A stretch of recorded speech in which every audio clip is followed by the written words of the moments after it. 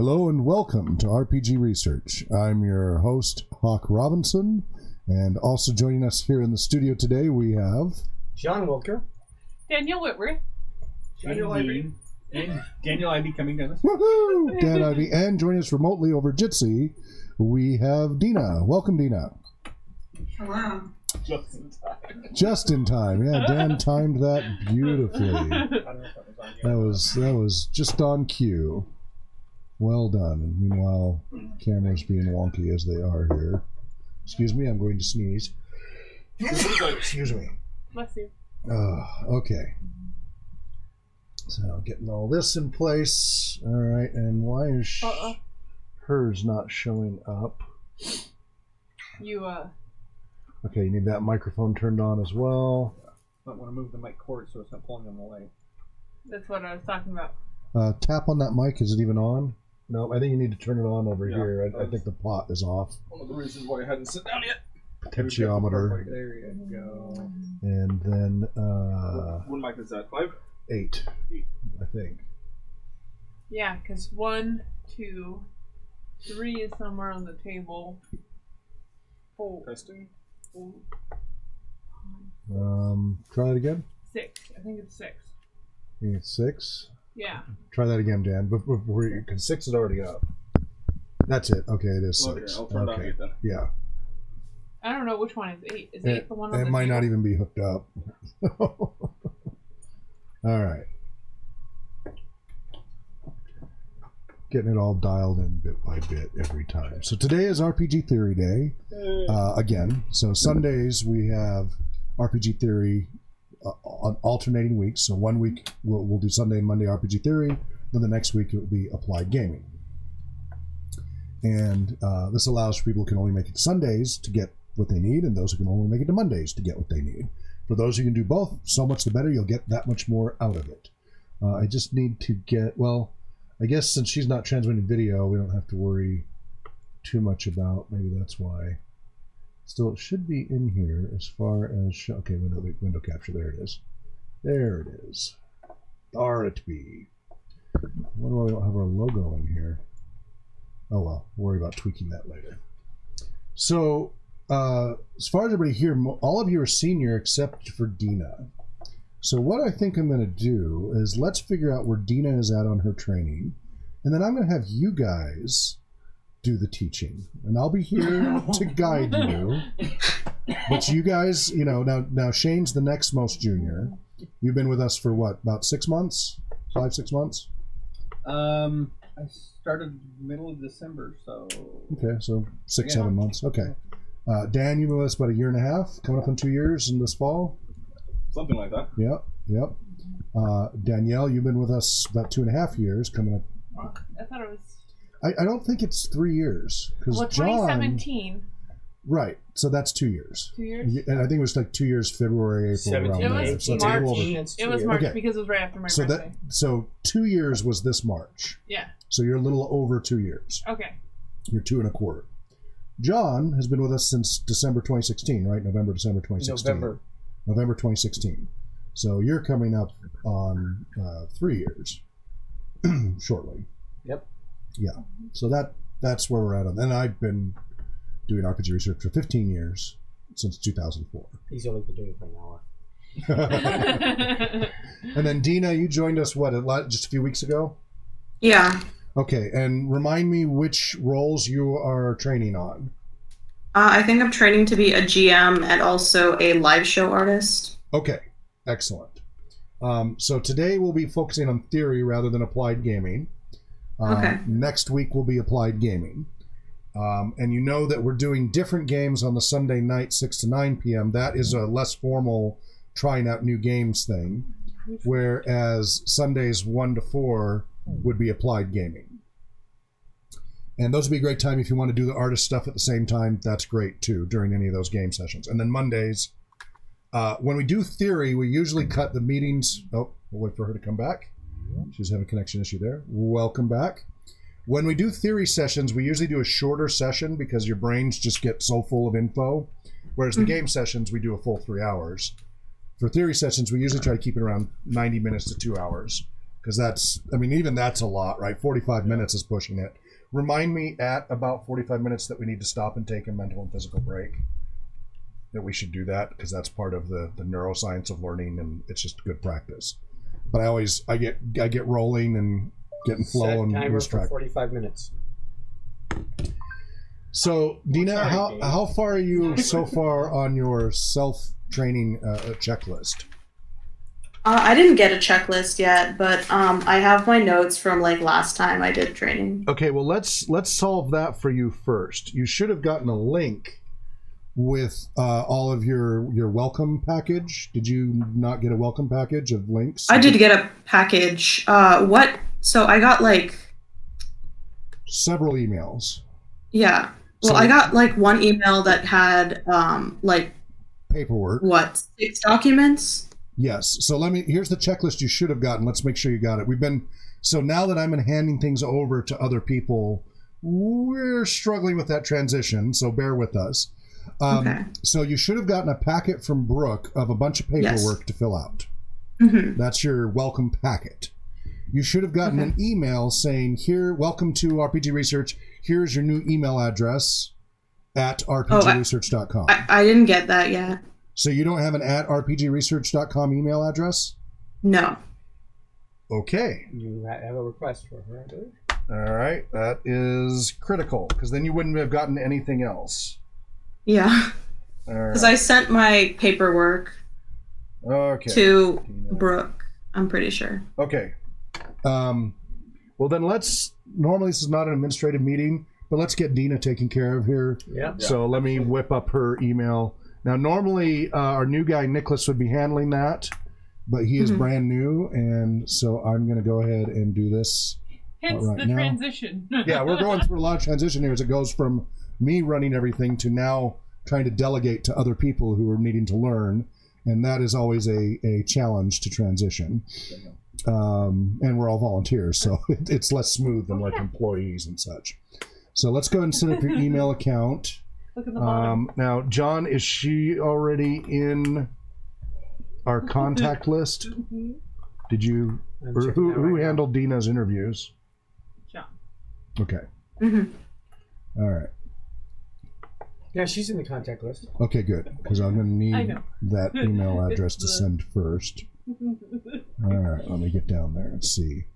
John, So Dina So do we have to do that? is volunteer number 65.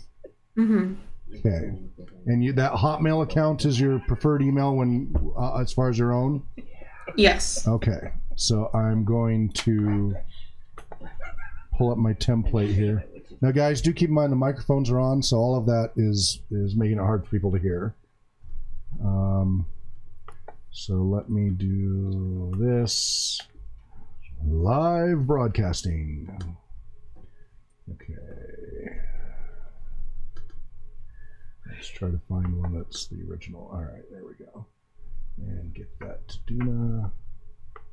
And okay, and DINAH is what you'd like for your email, Dina at rpgresearch.com, or something else? Sure. Yeah, Okay. that works. Great. And you're going to be receiving this to your Hotmail account with a temporary password. As soon as you log in, I want you to please change your password. Okay. So I'm still getting ready to create it here. Oh, yeah. So when are you guys going to be doing the history of role-playing games? And let's see, Dina. Oh, this is the name. Okay. Okay, and we got that. And She was here. create. All right, that email is now created. I'm now sending you your login info. And sent. Okay, so any minute you should receive your login info to get into your dedicated email account. Okay. Then after that, you're going to receive links to our intranet called the RPGSN, the Role Playing Gamers Social Network. It's a private social network. And so it's a safe place for us to have conversations, chat with each other, share links, etc. And you'll also get links to the main website so that you can get access to the training, step-by-step training. Now, we just had an administrative meeting just before this meeting, and we're going to, Dan, you missed this, but we're going to be tweaking how we do the training so it isn't quite so overwhelming for new volunteers. I'm going to be setting up, the RPGSN has the ability to send out periodic emails with links for training. Mm-hmm. So I'm going to be setting that up so that when an RPGSN account is created, the clock will start ticking and they'll start getting those periodic links. So they'll get their welcome pack email that has all of that initial, like how to get to things, right? How to access that. That'll become an automated thing, which is good. That'll save a step. And then all of the training with the videos and the essays and all of that, they'll get periodically every other week. Okay. They'll get just a few at a time instead of a whole bunch. Mm-hmm. If people want more, they're welcome to request more. We can always send them more. But we'll make sure that they're on a regular interval. But we also want to encourage them to do like Dina's been doing and attend the in-person sessions. Now, as a GM trainee, one of the other things we need to do is schedule your baseline. I don't know if we talked about that yet. As a game master, do you have prior game mastering experience, Dina? Yeah. What? Hi. Sorry. That's right. Do you have prior game mastering experience? Yes. How long have you been GMing, and what have you GM'd? I have GM'd for I would say about for a year. Okay. And I have GM'd Monster of the Week and a few other Powered by the Apocalypse systems, and then Dread. Cool. Who was just talking yesterday about wanting to do Dread? That was John. So what are you most comfortable with system-wise as a GM? I would say Powered by the Apocalypse systems, or a lot of the one-shot systems. Okay. I would say stuff like, I'm trying to think of Honey Heist or Escape from Triassic Park, those systems, because Wow. Cool. Yeah. Okay, so what we want you to do is we want you to pick one game that you can run in one session, and it's only going to be about a 2-hour session. It's 2.5 hours. And you're going to be running it for us. You're going to GM us. We'll be your players, and you'll be the GM. And us could vary, right? It depends on the day who us is. And that could be 1 or 2 players, and it could be a full group of 4, 5, or 6 players. It varies. We won't make you do more than that. If we have more people show up than that, the others can just be observers, because that's just not fair to the GM. We try to make the sweet spot right around 4 or 5 players. And this will be a baseline. Now, it's not an interview. We used to do that as part of the interview process, but we decided not to do that. Poor Dan and Charles went through that as the interview process. Was fun, though. It's a baseline to figure out where you are currently at in your GMing skills, so that we know then where to help you in your progression. And you'll be able to look back 6 months, a year later, and you'll be able to see the growth, right? You can go back and watch your session and go, oh, I didn't think about this Tuckman group dynamic thing. They were in storming phase and I wasn't addressing that. Or, oh, the immersion levels really weren't very high. They're all highly distracted. Now I see that. Or, wow, there really seemed to be some bleed going on there, in character, out of character bleed, etc. And I really wasn't addressing that. All these things that you may or may not know currently, you'll be able to look back and see the game in a completely new light if you go through our normal training stuff. And you'll be able to see how much you've grown as a GM. Your voices, like the number of voices that you have down that have been signed off and everything as a game master, all these different areas.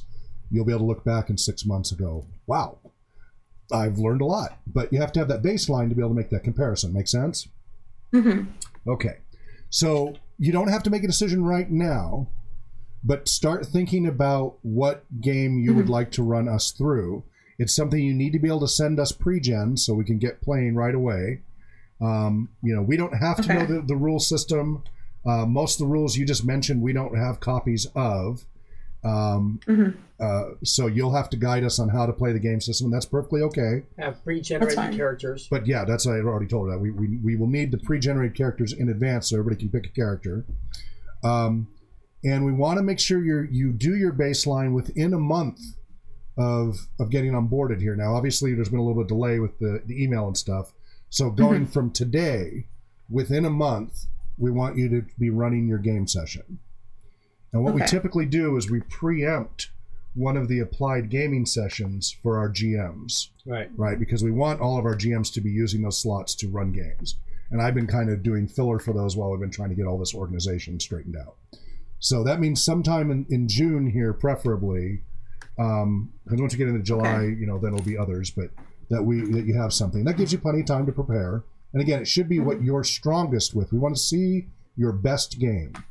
Okay. We don't want to do a baseline of something that you're new to and struggling with. That won't show us growth the same way as your best game. Okay. And we won't be torturing you. Unlike what we used to do, Charles and Dan, where we played troublesome characters. Well, that was because they were doing a good job. They were doing such a great job. We went ahead and upped the ante. So. And Dan needed to go live within a week, so we needed. He did. We had to push the envelope with Dan, and he did a great job. Okay. So it was trial. Yes, go ahead. I'm on the webmail right now, Yes. and got that. I've logged in. I've changed my password. Excellent. So next, I've got to set up your RPGSN account, and then that's where you'll get info to log into the RPGSN. You'll get info to log into the website. But I'm going to need a day or so to get the new changes we just talked about in our administrative meeting today. So if you don't get more emails by the end of Tuesday night, ping John and me. So our emails are john@rpgresearch.com, that's JOHN, and Hawk, HAWKE, @rpgresearch.com. Okay. And then, you know, so if you don't get something by Tuesday night, Wednesday morning, then ping us so we can make sure we get you taken care of. We'll try to be on top of it for you, but, you know, we're juggling things. Yeah, that's fair. Okay. And then, you'll have all of that training information with a training checklist of topics, etc. Some videos you'll need to watch, other things like that. We'll get you rolling. Also, so for the systems that I'm used to, they're pretty like simple. Like you check off like what you want essentially. Yeah. I still have to fill out the sheets. Yeah. Yeah, we still want you to just have pre-gens because we want you to have a game that you control all the variables of what kind of characters you're dealing with and everything. Okay. So just have them fully pre-generated, and then we're able to just print it on our end. We can print them out on our printer so that everybody can just pick one. Now, are you in Spokane or not? I'm in Redmond, so no. Yeah, you're not. Yeah, you're one of the ones who's one of the many who are remote. So what you'll need to do is at least the day before send all of those pre-gens to us so we can have them printed up here for the players here, and then you'll just GM through Jitsi. Okay. Cool. Right. We'll be just like this. You'll be setting up the story and GMing, and you don't need the video to be working necessarily. If you want to have visual aids, that's up to you. But usually we just expect you to do things verbally, describe things. Okay. So plan on that in the next few weeks, and it would either be which works better for you to do that: a Sunday from 1 to 4. Or a Monday from 7 to 10? Both work for me as of now. Okay. Then, John, if you want to handle that scheduling with her, of which of those she does. Okay. After we get email going in the next few days, kind of work with getting that into the calendar for her. And feel free to bump a BECME. If it's a BECME, we can always bump a BECME for a GM baseline and training. I was planning on it. Good. Okay. Let's see. That is correct.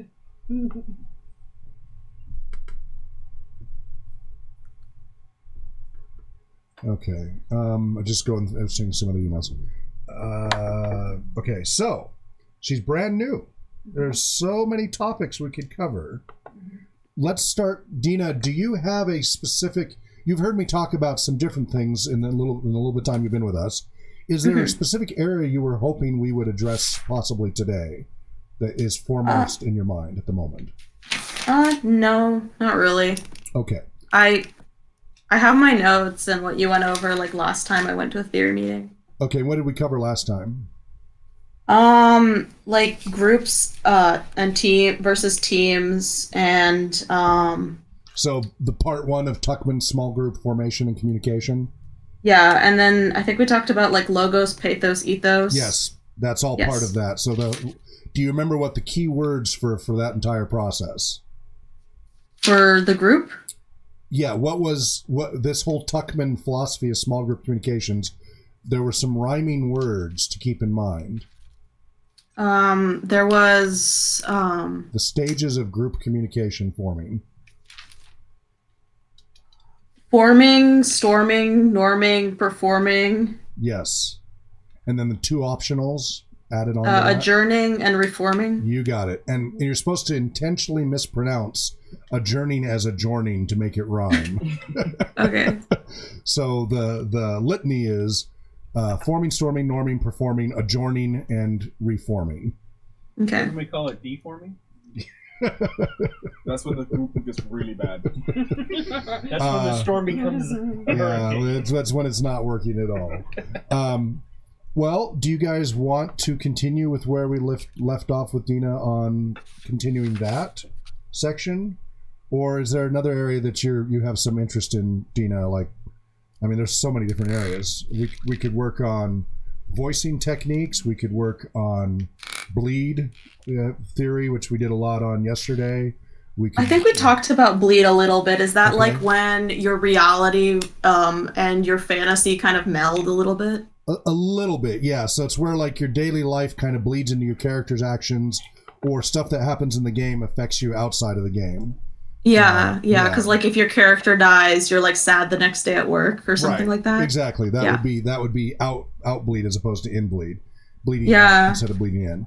And we went into really great detail on that yesterday's RPG theory. We can certainly go through that again, though I think we had most people that were here yesterday on that. So one way we could do is let you guys see how you guys absorb that and let you guys teach it. Or we could continue Tuckman's stuff. Or another topic. I think Dan. I'd rather have another topic. You'd rather have another topic? Yeah. Okay. Because we weren't far enough yet into the forming, storming, norming, performing to really get to where it really mattered. Everything you had covered was the baseline. Then we're going to get to the actual meat of it in the next session. Okay. And so the next, like, we were just about to get into what is actual forming, what is actual storming. Oh, you got into in-depth, not just the general. That's cool. Right. Okay. Yeah. What you heard was just the prelude to like the setup of terminology that you needed to know to then get into it. So you got part 1, and there's a part 2. Well, okay. Yeah, I'll go with part 2. Yeah. Okay. Shane, you don't know either? I've only like the basic introduction. I haven't really been for any of the deep dive on that. All right. Well, then I think probably that makes sense for us to continue that. What do you guys think? All right. So I'll guide you guys, but I'm going to let you guys try to teach it. I'll nudge you in the directions of what to cover, and then, of course, I got to find where I put the book. So, I think it's back on the shelves. I think it is too. I think I see it. On the first. Am I wrong? I think I'm wrong.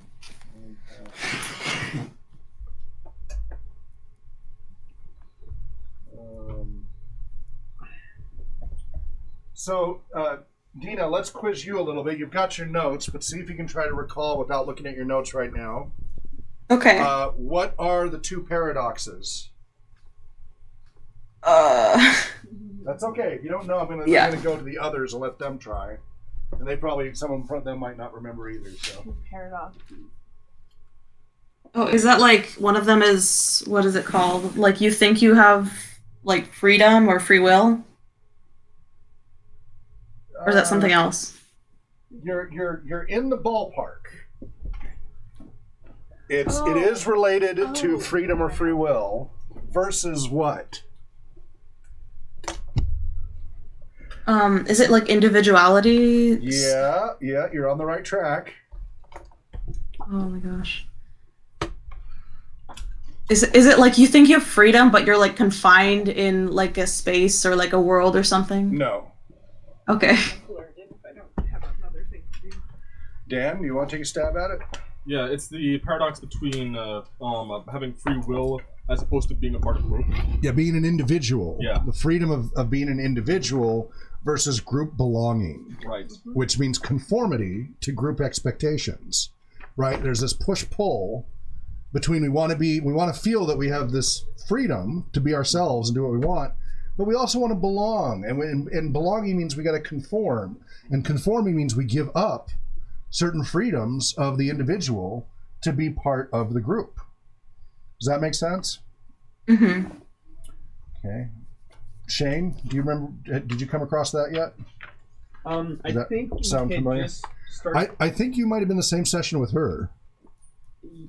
Yeah. I think so, which is good. So that means we're continuing. We'll have some continuity there.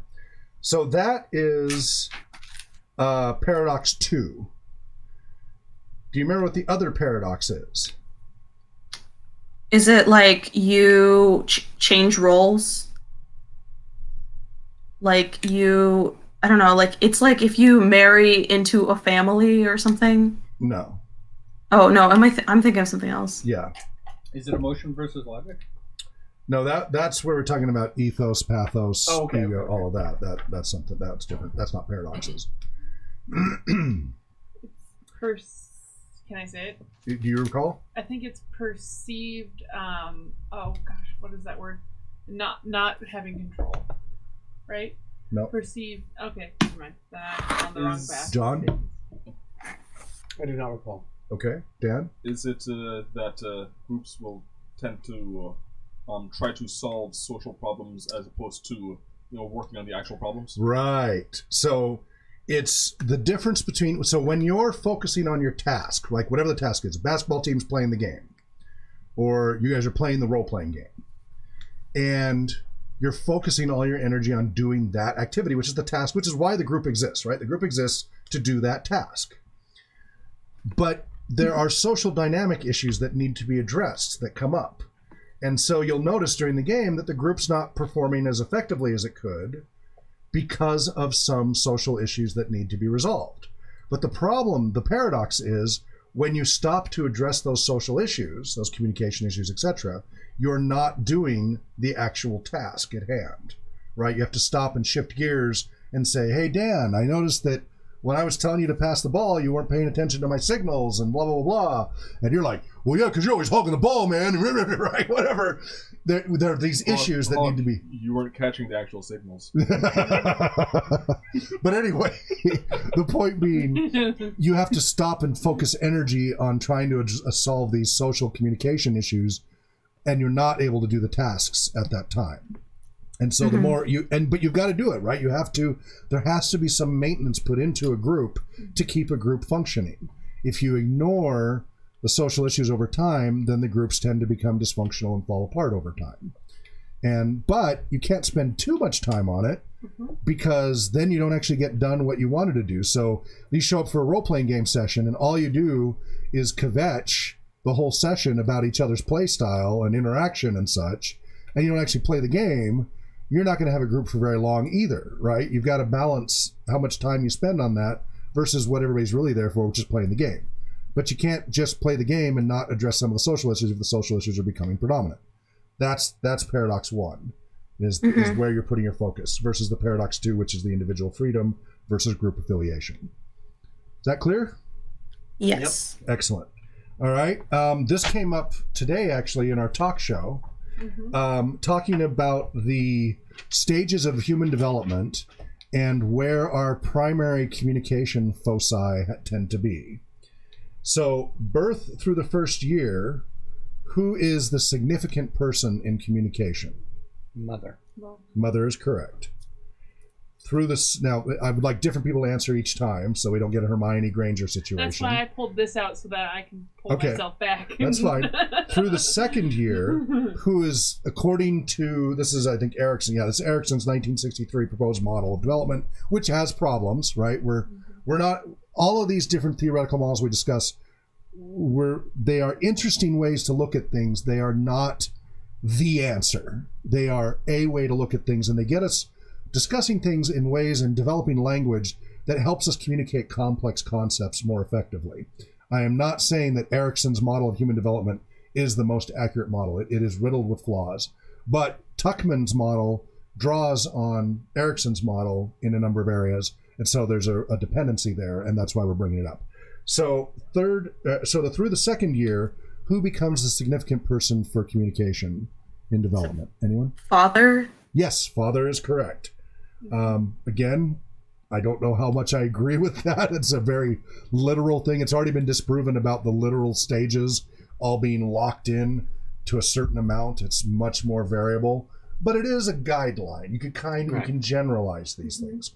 Well, I think part of it too is that when Erickson was coming up with his model, He was still. the gender roles were a lot more stark than they are today. Sure, but it also, we were The still other trying to thing come is- out of the Freudian and Jungian approach to I everything. was Yeah. gonna say, we were still heavily Freudian, and Jungian. Neo-Freudian wasn't fully developed yet. No, this is the 60s. So was- now we're past Jungian. We're now into Maslow and other. We're starting the early stages of positive psychology. Well, isn't Neo-Freudian linked with positive psychology? No, not that I'm aware of.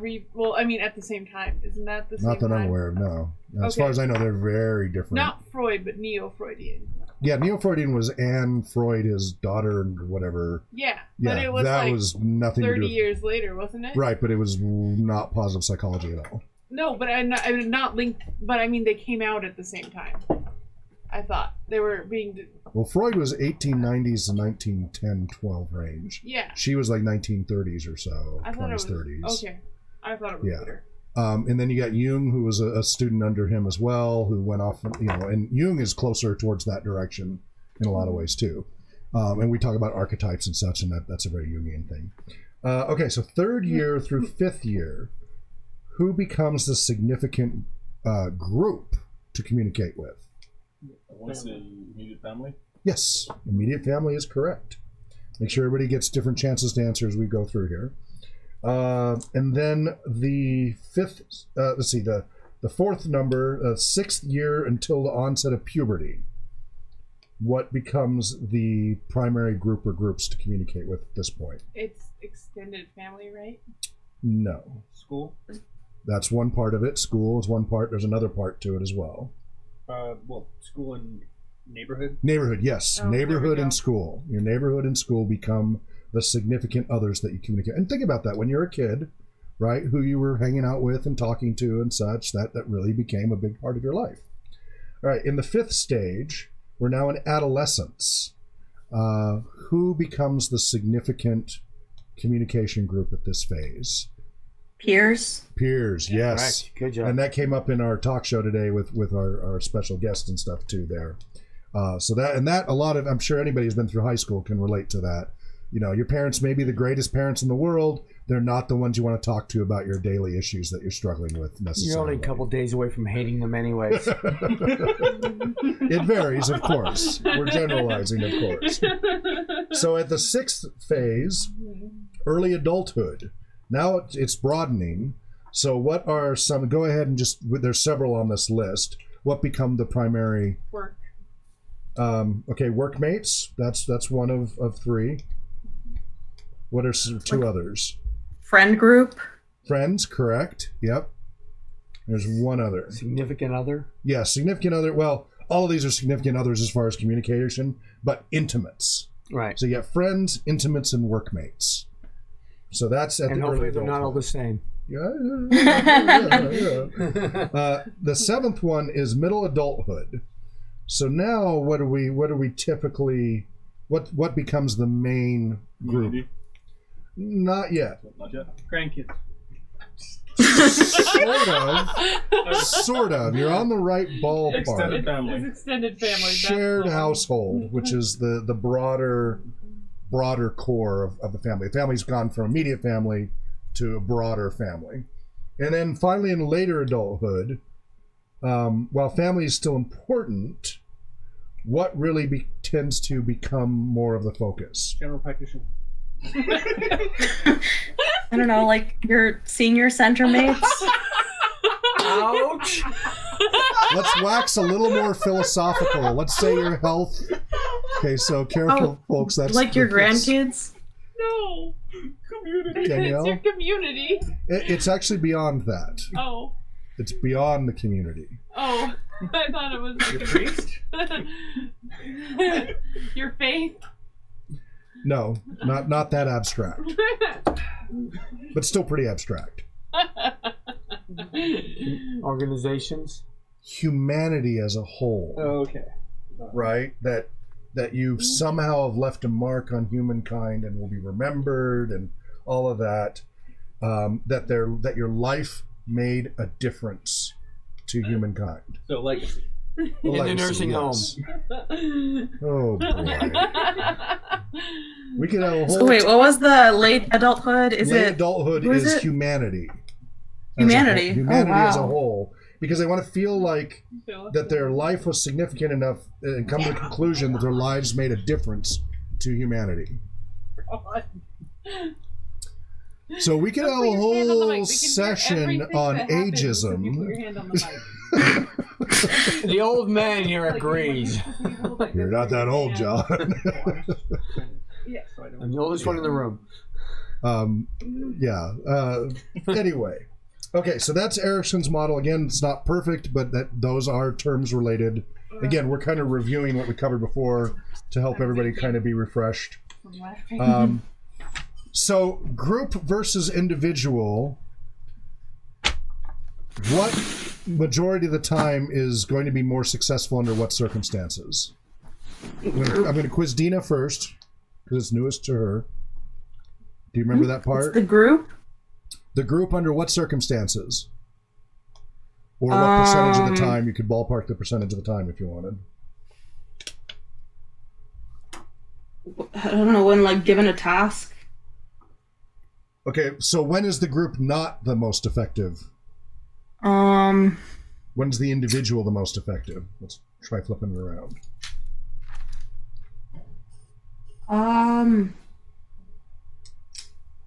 Trying to think. I guess like when dealing with themselves. Anybody else want to take a stab at this? Shane? Dealing with very specialized tasks that require specific expertise. Highly skilled, specialized expertise tasks. That's one. What's the other one? Very, very simple tasks. That's. I don't think like making toast. Isn't it more like you have to make a quick decision? That was the key thing I was looking for. I think you're all right about simple tasks. Like certain simple tasks don't require the group. The individual can handle fine. Yeah. I do believe that is one of them. But the key thing I was looking for was the time. Okay. That if it's immediate emergency situation, generally the individual is better than the group.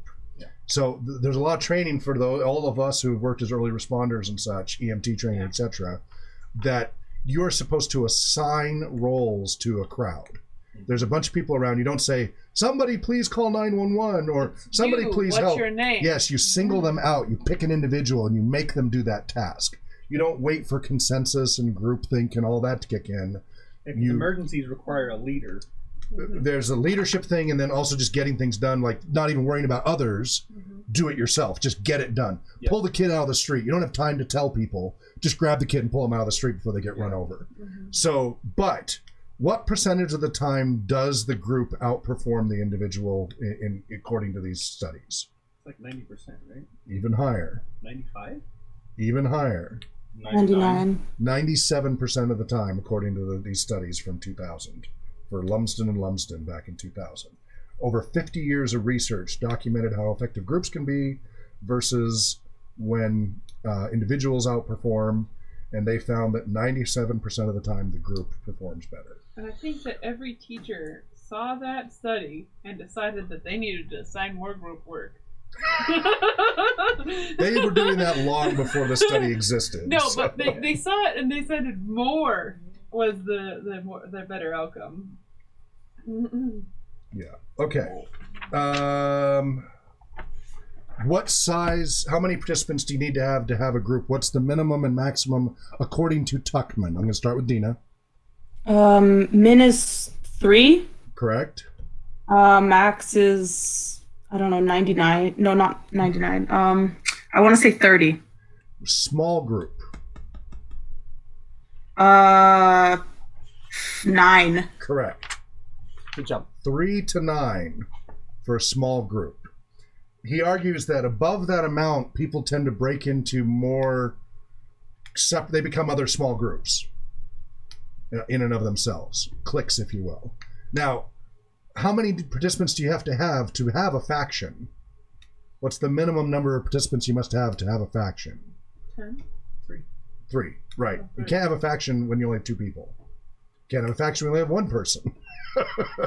You've got to have an outnumbering number of somebody else before you get a faction that requires a minimum of 3 people. We have 2 against 1, and that can change.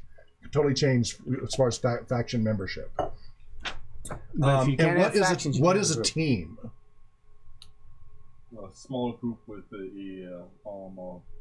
complementary skills. Correct. That have a unified goal. That are working together for a common goal. Exactly. So, what are role-playing game groups typically with the players? Dysfunctional. Factional. Okay, Dina. How about a real answer from you, please? What are role-play games with the players? What would you call them? Would you call them a small group or a team based on these definitions? They're usually a small group because I guess usually it's like. What? Good. Yeah, I mean usually it's a small group unless you're playing like a 2-person RPG. Well, okay, but let's back up a second. What is the definition of a team in the context of Tuckman that we just discussed? Not teams, a team. Oh, a team. Dan just went over it. It's like a group that works together for like a common goal. Who have what? What is it? My short-term memory is terrible. That's okay. This is so what we're doing right now. Oh, it's like skill. Is it like skill sets, like similar? Complementary skill sets. Mm-hmm. Working towards a common goal. So, hopefully, if your group is working, ignore the peanut gallery jokes here. What is typically in a functional role-playing gaming group? Would they be a small group or a team? They'd be a team. Correct. And this is not this is not team versus team stuff. The key is that you generally have different people with complementary skills working towards a common goal, as opposed to just a gaggle of people just milling about with no common goal or anything, right? That could be a small group doing that. They can just be doing their own thing. You could all 9 be dancing in different directions and ignoring each other and what have you. But a team is specifically working together to achieve a common goal. And there may or may not be other teams to compete with. And in a role-playing game, there usually isn't. At least a tabletop role-playing game. Okay. Comments, questions so far? Okay. I don't think we covered, I think I probably skipped, I don't think we hadn't gotten to primary groups, secondary groups, formal groups, and task groups, and activity groups, and social groups. Correct? Nope. All right, I'm going to just skim these pretty quickly. They're not difficult to figure out at all. So primary group is those in which relationships among the members are closest and the relationships are long-lasting. So typically family and friend groups are primary groups. Usually there's a great deal of mutual disclosure and spontaneity among family and friends, and these relationships often last for a lifetime, particularly true of family relations. Secondary groups are those groups beyond family and close friends. Most individuals belong to many secondary groups. So for example, work groups, recreation groups, learning groups, workout groups, religious groups, therapy groups, etc. Typically in these groups, and there are exceptions, of course, like therapy groups and such, self-disclosure and spontaneity is less than in your primary groups, right? We tend to be much more spontaneous, natural, and open with our closest friends and family than we do with these other people. We may even take on completely different facades as appropriate to those environments. Right. However, sometimes secondary groups can become primary. So, for example, like in a therapeutic group, it often happens when a shared emotional experience binds them into a primary relationship. For example, John, what would you think would be a good example of that? Repeat the question. What would be some intense emotional experiences that might turn a secondary group into a primary group? Love. No, I'm talking about that's a byproduct. So I'm looking at you specifically because of your career. Intense emotional experiences that would bind people in only secondary groups into a primary group. For example, trauma. Oh, combat. Battle. Being in the trenches together creates a camaraderie of soldiers, and especially if you shared this with a unit. The Band of Brothers. The Band of Brothers, exactly. That is a well-documented and established phenomenon. What's interesting that I've noticed is this happens in a virtual experience, right? In gaming. If all is going well and you have good game sessions and you have some really intense sessions and characters, barely make it or die and whatever, you will hear people decades later sharing their quote-unquote war stories of their game sessions and feeling a camaraderie and bonding with their fellow players that wasn't there before after these intense emotional experiences. Now, is it quite the same as somebody who's gone through war and such? No. But there are some interesting parallels there that's worth noting. So there are formal groups and informal groups. So formal groups have an overt set of rules, right? This is why we are together. This is what we do. This is how we perform. It's usually documented in some way. It's very clear what the rules are for this group. Whereas an informal group, generally unwritten and kind of, everybody just kind of, it's laissez-faire. You kind of just develop it as it goes. Tends to be more freeform. So the rules of an informal group are written nowhere, taught by no one, but known implicitly by all. That's the rules of an informal group. Written nowhere, taught by no one, known implicitly by all. And most groups are to some degree informal, right? There are groups that really do spell it all out heavily. But even the informal ones do have rules. They're just not spelled out. And that can be problematic, as we just were talking about in the talk show, right, with game masters and games that didn't go quite right because things were not explicitly spelled out. So I'm not going to go into greater depth on that. There's formal, informal, fade in, fade out, etc. We won't worry about that. So then we have task groups versus social groups. So task groups come together for the purpose of accomplishing a specific task or achieving a specific goal. As opposed to a social group is so that people can just have fun, socialize, avoid loneliness, and so on. They're not necessarily doing any specific goals. They may be doing activities and such, but that's not the purpose of the group. We don't say, tonight everyone must complete 10 units of fun. we don't measure it that way. We just get together, socialize, hang out, and have a good time. So what would be a typical example of this? Oh, I was going to say, but you can complete 10 units of fun if we play 10 things of No Thank You Evil. No. Are we gauging the quality of these units of fun? So anyway, what would be a typical social group like this, where it's not a task group, it's just a social group? What would be a really common one? Dina? Sorry. I don't know, like going out drinking with your friends. Exactly. Mm-hmm. Just hanging out, going to a party, dancing, whatever. Just going to the park, whatever. My vanning club has a drinking problem, or my drinking club has a vanning problem. Right. Right. As opposed to your vanning club is kind of a hybrid where they are all talking about vans and they're trying to help and share, swap information. Mm-hmm. But a big part of what they do is just socializing and having people of like my drinking interest. Club has a vanning problem. Yes, exactly.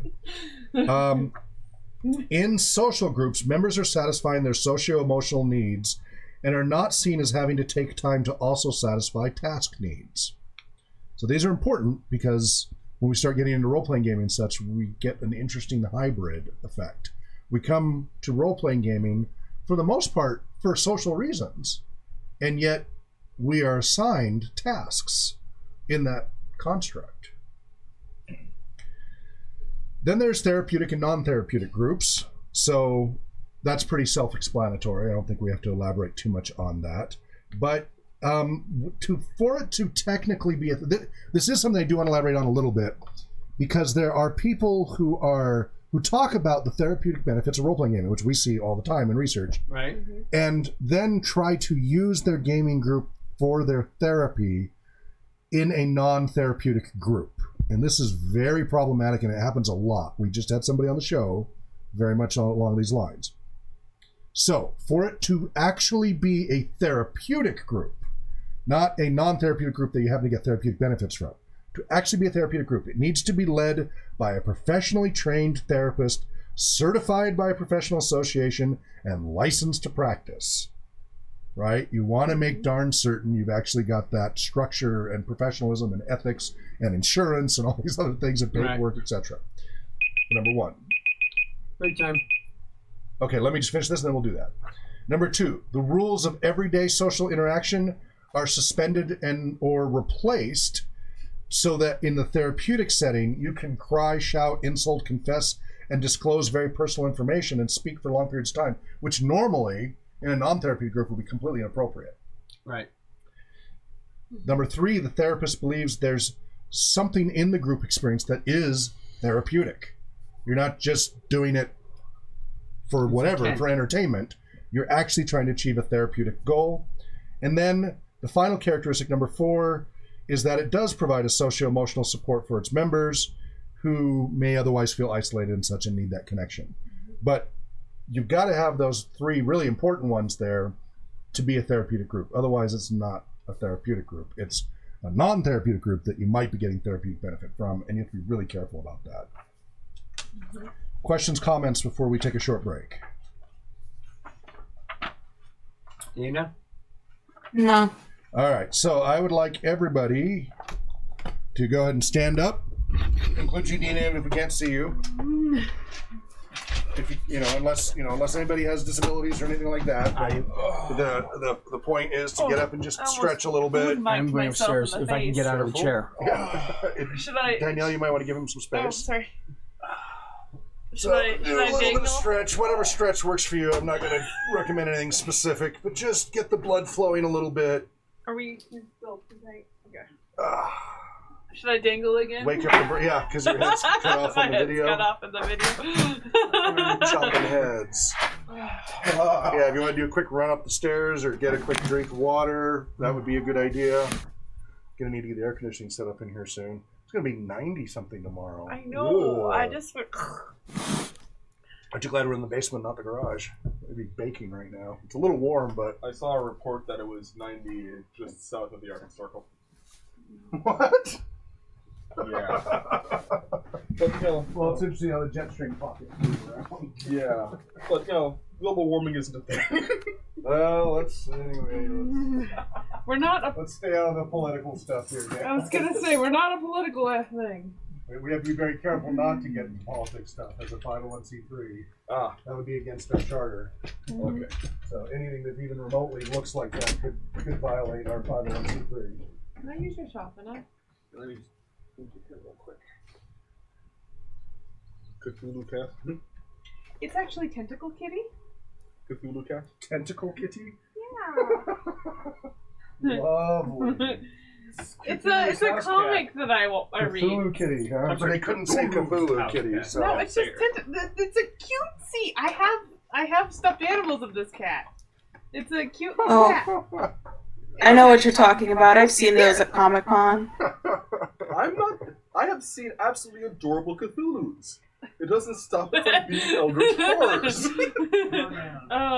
Where else is it? It's a comic It's book just trying to trick you. See, this is how Cthulhu gets to you. That's right. It presents a very presenting facade. Lower your guard. Lowering your guard. And suddenly you're embracing Cthulhu and speaking in tongues. The greatest trick the devil ever pulled was convincing you he doesn't exist. If we weren't on the air, I'd have a comment for that. So anyway. Oh, trust me, I know because I'm a part of the cult. I have cats at home, and I speak in tongues. Come here, little fill in the blank word.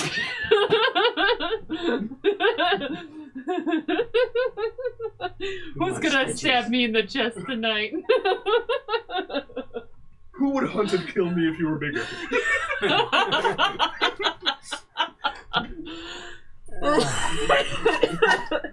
You wake up in the middle of the night, there's that little nibbling on the jugular going, "What's up, dude?" My favorite is with, I love you so much I'm poking holes. Yeah. See, my cat, I like that. my cat I is love you very so much needy. up in your presence. Very, very needy. Yep.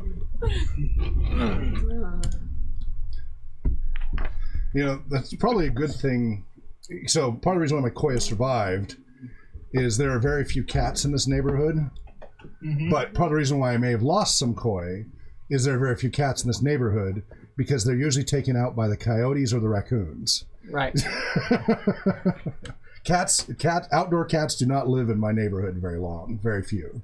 They get Good et. time to walk down. They get et. What were we talking Although about? knowing that, Cthulhu I Kitty. might buy the house next to you then. No, I'm not really a cat person. We have lots of wild turkeys that come through here in the morning.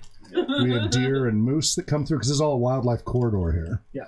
So they're supposed to be unfettered migration and such. It's very cool. Part of me wants to see the moose. Part of me also Scared the crap out of me the first time in the backyard. It was the mother moose and the son moose. Oh no! They were huge. Did you leave the house? They were in the backyard. I know, but did you go outside? No. We watched them from the sliding glass door, but they were the size of horses, right? They were huge. Yeah, as I said, part of me wants to see a moose. Part of me knows better. Yeah. I Yeah. saw a bison. That was enough of a large Yeah. animal. Okay. We're not going to go into all of the other groups because you've got the general idea, and we're not doing a super deep dive. But we want some of the groups. Other types of groups are family, adolescent groups, work groups, and self-help groups.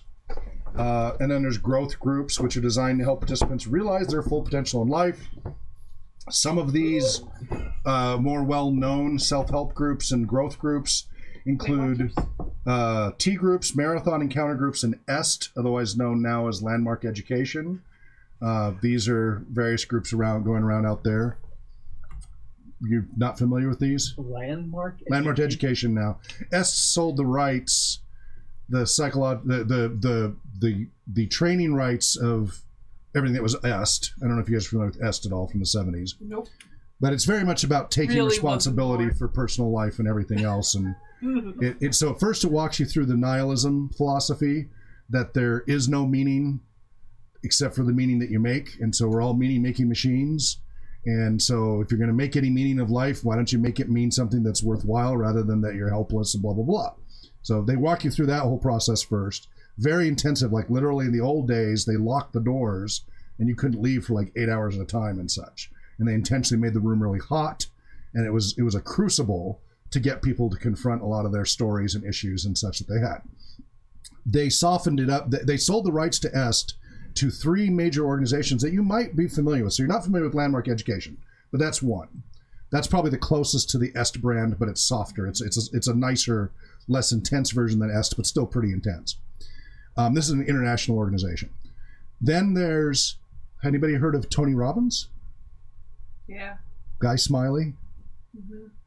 The big teeth. He bought some of the rights. A lot of his self-help stuff comes from EST. And Stephen R. Covey. So 7 Habits of Highly Successful People, What Matters Most, blah, blah, blah, blah. All 3 of them inherited rights from EST and then did it in different areas. Stephen R. Covey focuses mostly on business. Tony Robbins is mostly, self-help type stuff through his programs. Doesn't he have a weight thing too? He has all kinds of the Weight Watchers. That's thing. probably a more recent thing. That's not his core thing, but no, but he like got. I don't know. They may have paid him to do some marketing. Yeah, because he became a name brand. But and then Landmark Education is a whole program, and they have organizations all over the world and such doing that. Those, I don't want to go into a whole bunch of those, but those are just some of the different types of groups out there like that. So, what are some of the advantages of teams? I'm going to summarize them for you now. We can go back and quiz you on it later. So, advantages of teams. And this is in the context of newly formed teams as opposed to people who've been together for a long time. Typically, if they're newly formed to solve a problem, they're not burdened by the baggage of history. So there's little chance that there'll be lingering and smoldering animosities that might hold back the group. No member of the team is waiting to get even with someone else because there isn't that prior history.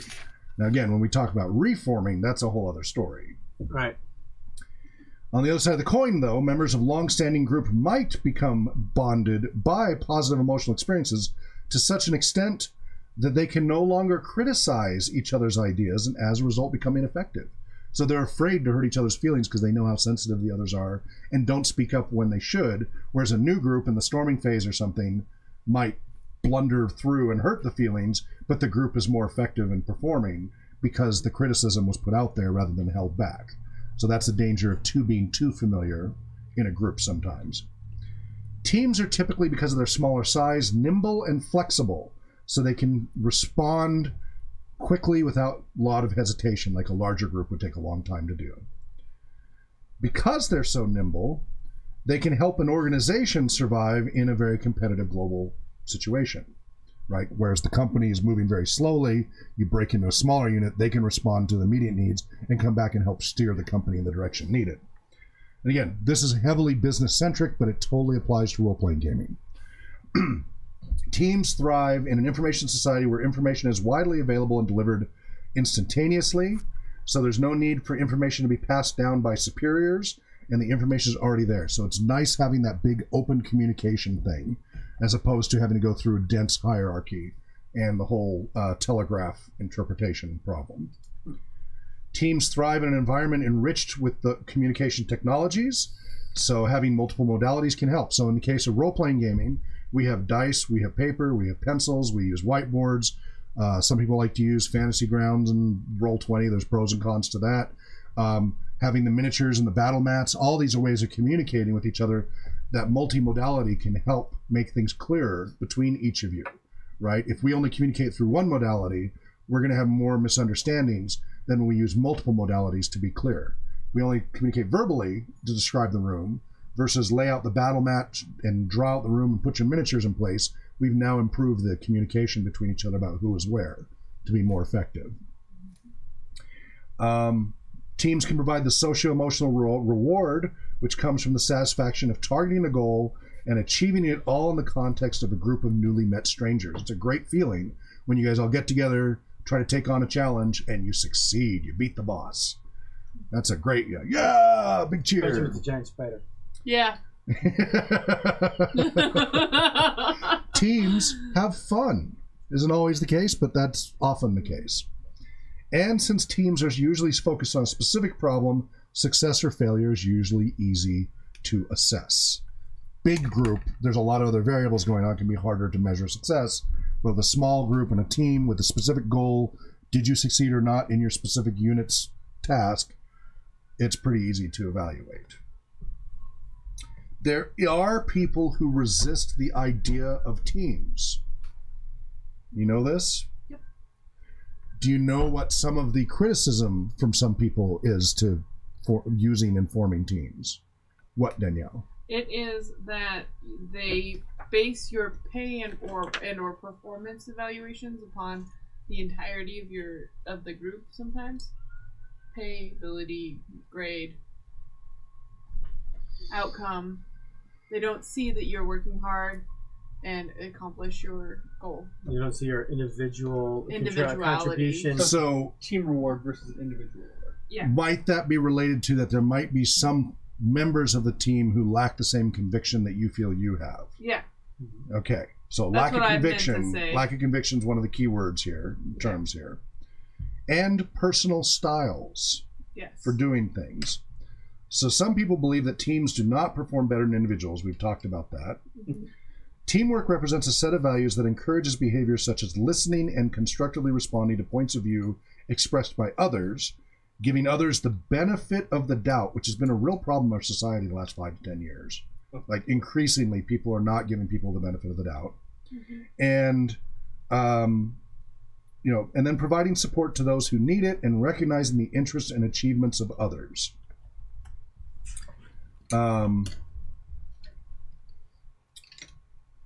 Some people don't like to work in teams. Some people are just loners. They just like to work alone. Others don't want to work in a team because they feel it's too time-consuming to deal with all the social stuff. So we talked about paradox number 1, which is what? What is it? Freedom versus. No, that's paradox number 2. Paradox number 1 is what? Someone talk. It's related to where you spend your time. Is it like the team's needs become your needs because you're part of the team or something? No, it's that you have to spend time on the social issues to keep the team going, as opposed to actually working on the task. So some people don't like to deal with being in a team because they'd rather just work on the work rather than have to deal with all the social issues, because when you're working on the social issues, you can't work on the task. Right. So some people, that's why they don't like to work on teams. And so they see that that's interfering with actually getting their work done and their career advancement, because then they don't necessarily stand out as individuals. Some people just have communication and anxiety issues, just dealing with other people. They're afraid to speak up in groups, and so they feel like that something they have to contribute is not going to get paid attention to. Some people don't like it because they're no longer the leaders. They always want to be in a leadership role, and sometimes they don't like that when they're not the leader. This is a big thing related to introvert versus extrovert, right? Somebody on the spectrum of introvert versus extrovert and the ability to stretch. So what are some really typical indicators of weak organizational performance? I'm going to read them to you, and then we can reiterate as needed. So weak performance ethics is a big one. Communicating rationally and emotionally, failing to communicate rationally and emotionally to their people.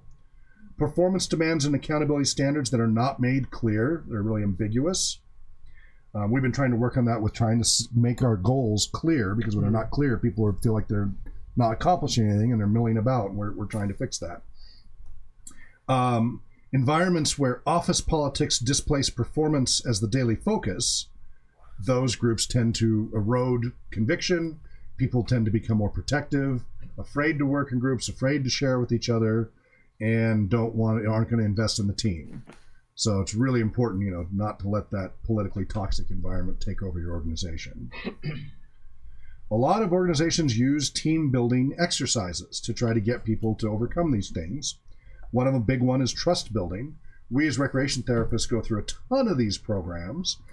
Danielle, what would be some of the typical recreation therapy team building programs that's part of a standard TRS training?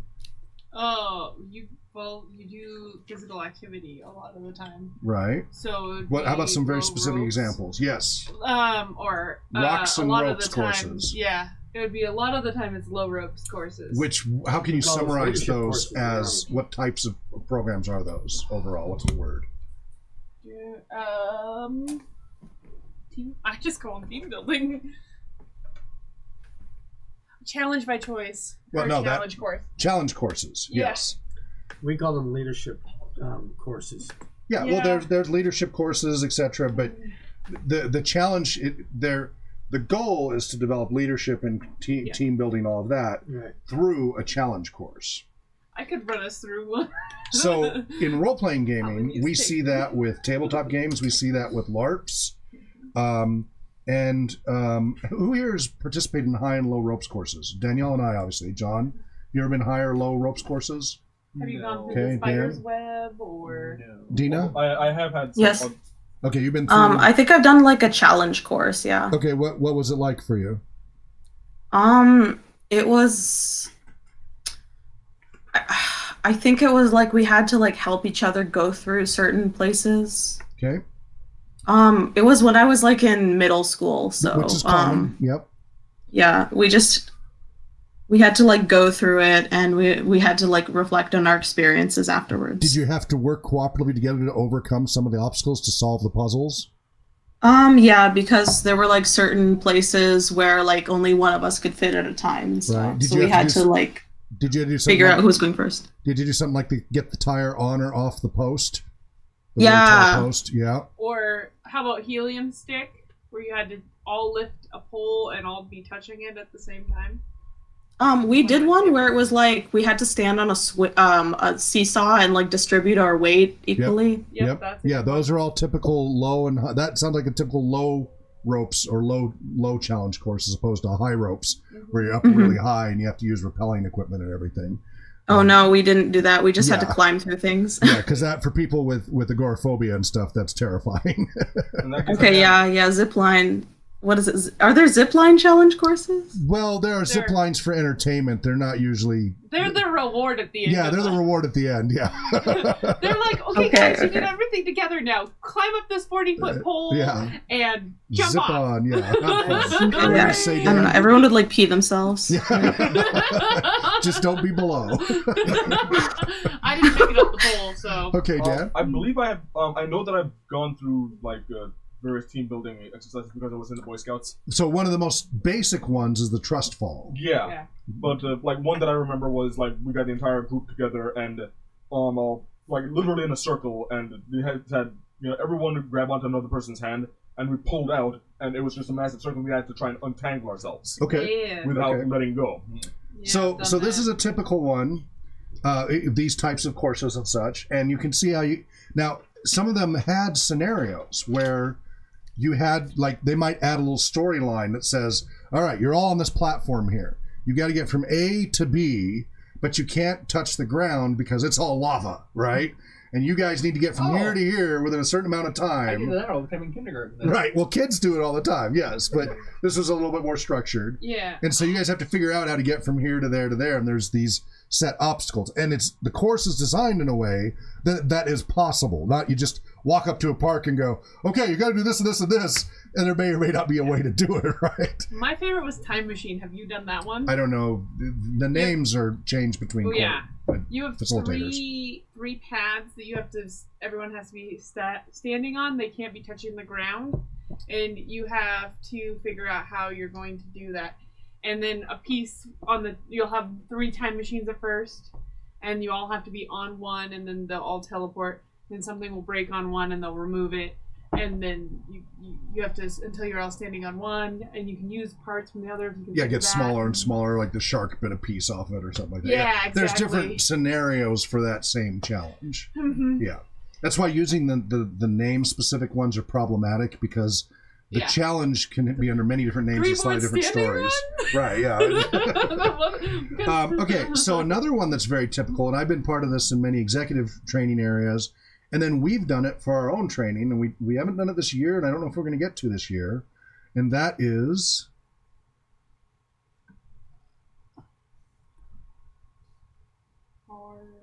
You did X. That's why I was like, what the heck is that? X. Extreme retreat. Yes, retreats. Retreats where you go off for a day or 3 days or whatever and do intensive activities together. So we did it last year. I thought we called those conventions. No. Conventions are different. Where we went off on retreats, like we got the whole campground to ourselves, and everybody GM'd for 3 or 4 hours, right, with immediate feedback. And then we took a break, hung out for an hour or two, doing stuff, LARPing, eating, what have you, hiking. And then we come back and do another session. And we did a session after session after session that way for a weekend, undisturbed, right? Cell phones are pretty much put away. We're out in the wilderness. We had the trailer and stuff up there. And that was a good old time, wasn't it? And it was really productive. And I would like for us to make that an annual thing eventually at some point here as we get our organization more stabilized. Have you ever been on a retreat, Dina? I have for like school clubs. Okay. What was your experience of those? I usually don't really like them because I feel like I know the people okay enough. Okay. Because we do play like challenge games and stuff, but I feel like, and we do try to, I guess, like channel, like figure out ourselves more, but I feel like it generally didn't really help me. Do you think that was something where you were at the time, or something wrong with the program? It might be a mix of both. Okay. What do you think of the idea of a role-playing game retreat, which we've done on and off over the years, where we go for a weekend of role-playing gaming to help all of us as game masters get better at game mastering? I mean, I think the the Humans versus Zombies Club at my school did something like that. Mm-hmm. Like they'd go and like LARP for like 24 hours. Right. But this is that's just an extended LARP. That's different than an organized retreat. A retreat, you're targeting very specific learning goals and such. Okay.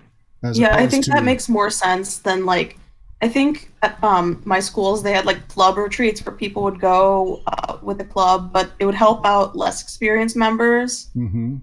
But more experienced members would be like, I've heard this stuff before. Mm-hmm. Okay. So, yeah. Well, in our case, what we've done with the role-playing gaming retreats is it's a great way to get signed off on a lot of your baseline training, right? You get to do the sessions, run the GMing, get the feedback, and sign off on it and get the experience. Danielle, it really helped because she was really trying to crunch and learn before a convention. And so she needed that really intensive gaming time to hurry and get a lot more learning in a short time. And the nice thing about it is, even I think now being experienced, I think that it would also help the experienced person in this case. Yeah. Because we might not run 3 or 4 games, whereas other people will, but we're getting the experience of giving positive, constructive feedback to help them get better as well. Consistently doing it and helping people get better and raising the boat, so it feels better I think would be on our end. Okay, but it is something I want us to do it annually. We're in such flux right now because we've grown so quickly. Well, I don't know. And get married. And I'm getting married and all this stuff. And then next year it's my year. Yeah, well, because we're already, so July is booked up. Yep. August is so right on the heel of things that's problematic. I got 3 major events in August myself. Yeah, we have Gen Con, SpoCon, etc. And my 30th wedding anniversary. Oh yeah, so but that certainly would be one possibility. September we have Atra. Yep. In October we have Tolkien Moot. And then November it's getting too bloody cold. I was gonna say, I'm not camping in my van. So really August would be, if we were going to do it this year, August would be the only one as a maybe, and it'd have to be something kind of quickly put together. But it might be something to consider. Might be something to do, find a clear spot in August that isn't conflicting with everything else. The other thing that we could do is if we did it like... Otherwise it'll be next spring. Yeah, I was going to say, the other thing we like to do it like a week or two before Memorial Day, before the campgrounds normally open, because then nobody's there, which is great. It might be rainy, but so far we've been lucky on the weather with that. Yeah. All right. Anyway, so the retreats can help with that. Another one that's normally used for businesses for team building is, guess what?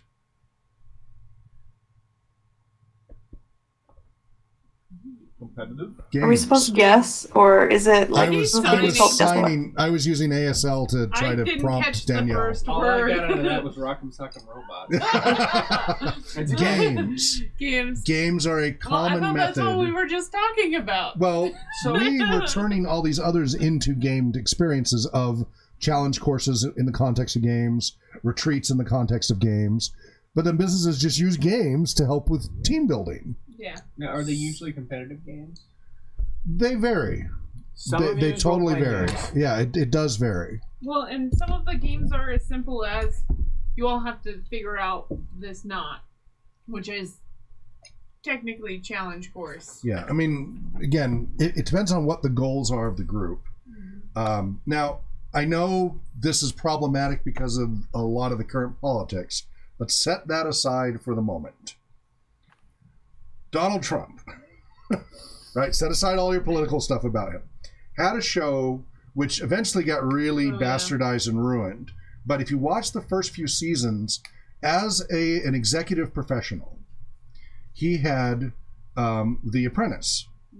And this was very representative of what we as executives have gone through for challenges, retreats, games, things like that, to build comradeship, team building, and leadership through all these scenarios. They were kind of role play scenarios. Now, he would give them specifics, go out and create something and try to raise X amount of dollars within a window, whatever the challenge was that he gave them. And then they broke off into teams and it was a competition, etc. That is not unlike a lot of these retreats and other challenge programs that are done for executives. It was a really good window, I thought, into what that experience was like. Now, then, because of whatever reason, he then started going into like Celebrity Apprentice and trying to bring in more moody, out of control people and all this drama and the whole reality show insanity. I was gonna say, It went with all the peak of the reality well, shows. it was really, really into the wackiness of it. But it started as much more the business professional side, and it was a lot better initially. I heard a Fortune 500 company paid for all of their high-level execs to basically go out and do Survivor without being told first. Sure. And Yeah. that was insane. So, an example. I would not be surprised if we in the near future, either on RPG Therapeutic side or RPG Research side, do get some organization wanting us to help put together an executive type retreat using role-playing gaming to help their executives do a lot better job. I have helped do that as I have counseled people on that in the past, doing that with businesses, and I would not be surprised in the near future to have that happen again. Because they really like techniques that get their people working better together, and they have a little bit of a problem that sometimes these retreats create these factions rather than working together, right? They end up competing with each other. Now, Steve Jobs was famous for that. The Lisa versus Mac group and such. He intentionally, or the Apple versus Mac group, but it was Lisa then Mac.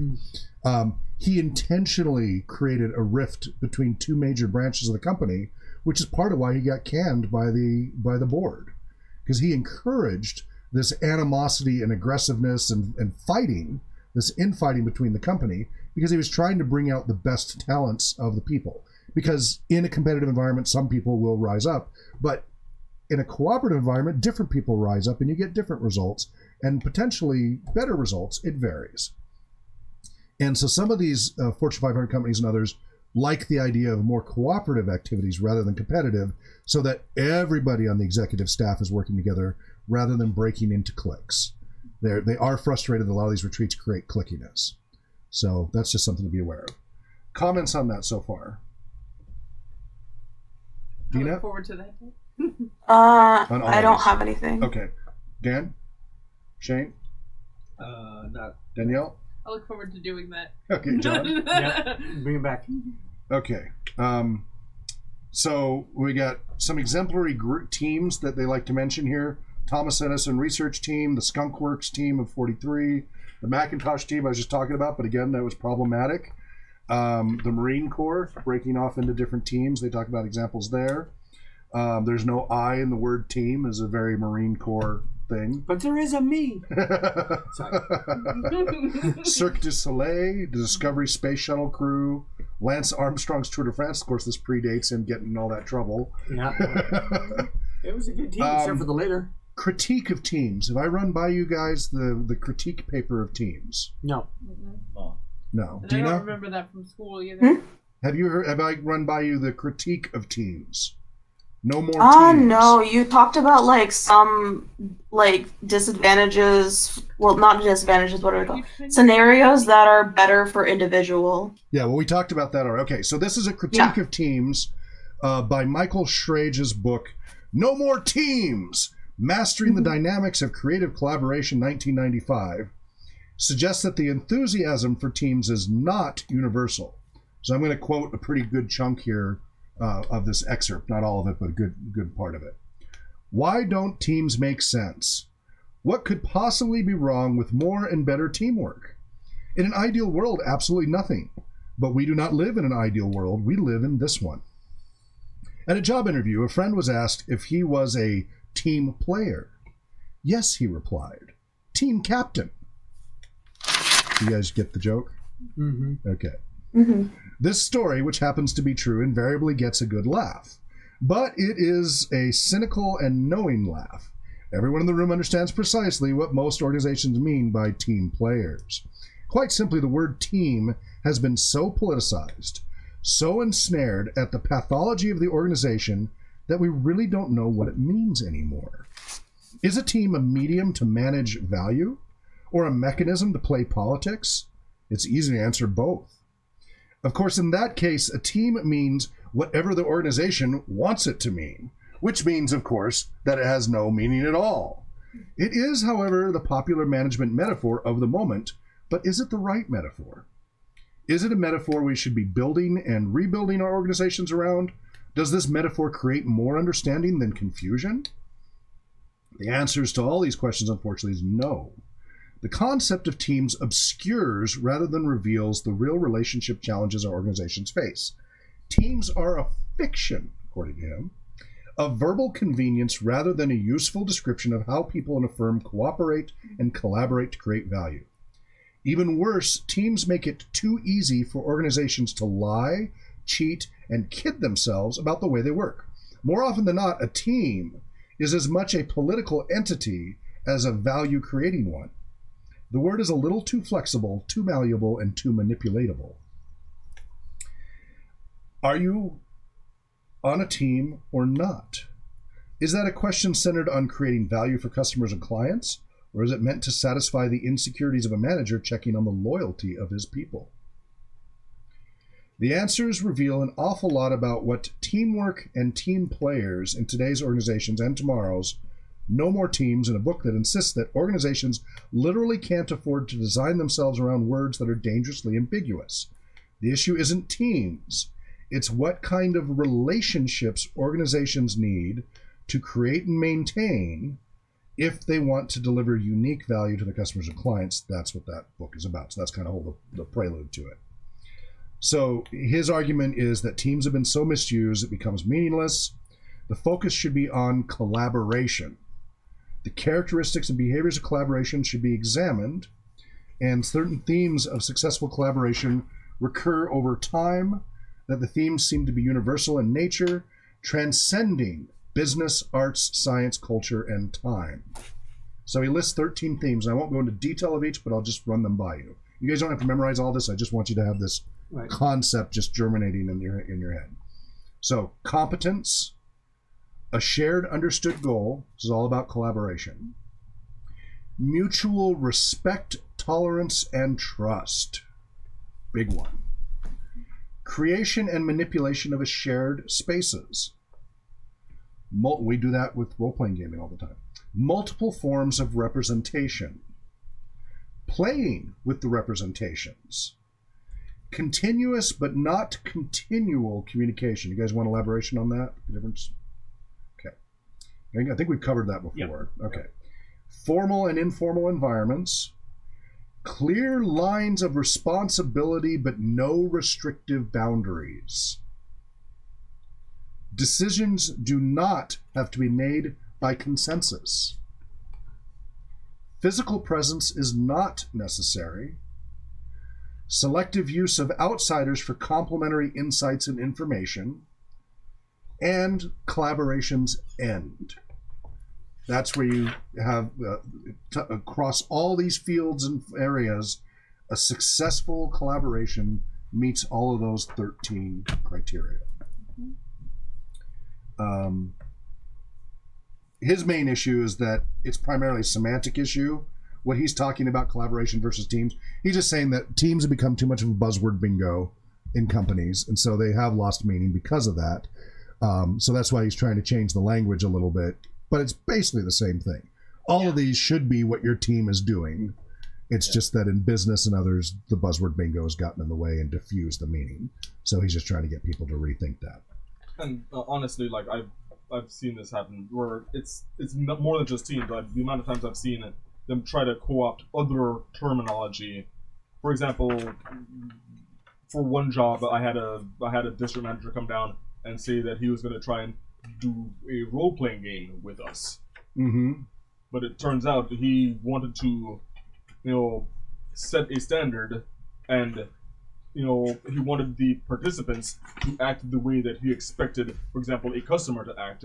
But when I ended up challenging him on that, where I treated him, I played the part of a customer, and I treated him exactly how the customers that we experienced in that store would treat a salesperson, and it completely stumped him because he was expecting one thing and got a completely different thing. Mm-hmm. He wanted to role play instead of actual role play. And then I've been a part of a corporation who calls all of their lower level staff team members. Right, it gets that's where it gets misused. That doesn't. Yeah. You can be on a team if you're a part of a shift crew that always does X. I think that's more of a team because you Yeah. have like 3 or 4 people who are doing exactly the same things every night. It just it clicks. Yeah. Yeah. But being a team member at a low level, Again, that's where he's talking about the meaning has become meaningless Yeah. because they've diluted it what it actually means. They're just using it as a buzzword rather than actually. And in fact, meaning. I've been in certain jobs where, they could have formed teams where if they had just allowed people to stay consistent with their hours, they could have worked together and formed the actual teams. But because they kept on shifting people around, actual teams couldn't form. Okay, now there's a whole section on theories of interchange and social theories and everything. I'm going to skip over that now, although as we hit certain terms, I may have to jump back to explaining what he's referencing. Actually, this is multiple people wrote this, but what they're referencing when I mention that theory. But I want to get us into, let's start with forming. So why do people join groups? There's a number of reasons. they're told to. Well, one of the arguments is that we're biologically wired up to want to function in groups as opposed to being the lone wolf. Or That's fine. herd or pack mentality. And some people have stronger, quote unquote, group genes than others. So, and that's why some groups survive and some do not. Some of these genetic traits, again, and that's kind of in quotes, the altruistic trait is a tendency for an organism to sacrifice itself for the common good of the group. That's the altruistic trait. If everybody in the group is greedy, then that doesn't work. Another trait is to quickly and correctly spot the cooperative individuals and the non-cooperative individuals and the cheaters. Typically, after about 30 minutes of social interaction, group members can pretty accurately predict which of the group members were likely to behave selfishly in a prisoner's dilemma game. About 30 minutes of interacting, we as human beings typically can tell who the cooperative individuals are, the non-cooperative individuals, and the cheaters are. Now, if we do it the 15-second, first impressions, we tend to be really terrible at that. But after about 30 minutes of social interaction, a lot of people can pretty accurately predict that. A third trait is decision making, that there are some people who are kind of like decision making behaviors in a beehive rather than just individually, that they work together to come up with ideas and work together in kind of a beehive mentality as opposed to just a lone dominant person. And finally,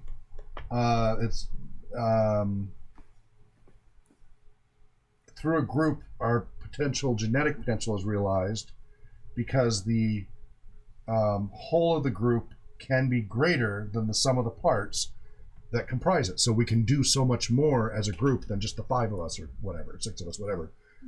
Any 6 of us separately may not be able to do as much as 6 of us working together to achieve a certain task. And so a lot of times people will realize that, and because they realize that, they embrace that and work together cooperatively.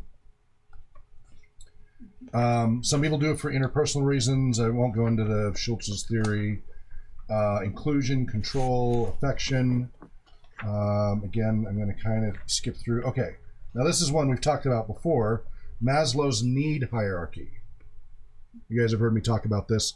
And this is relevant to role-playing games in a lot of areas because we get kids and adults coming in who are at-risk populations and they're really struggling.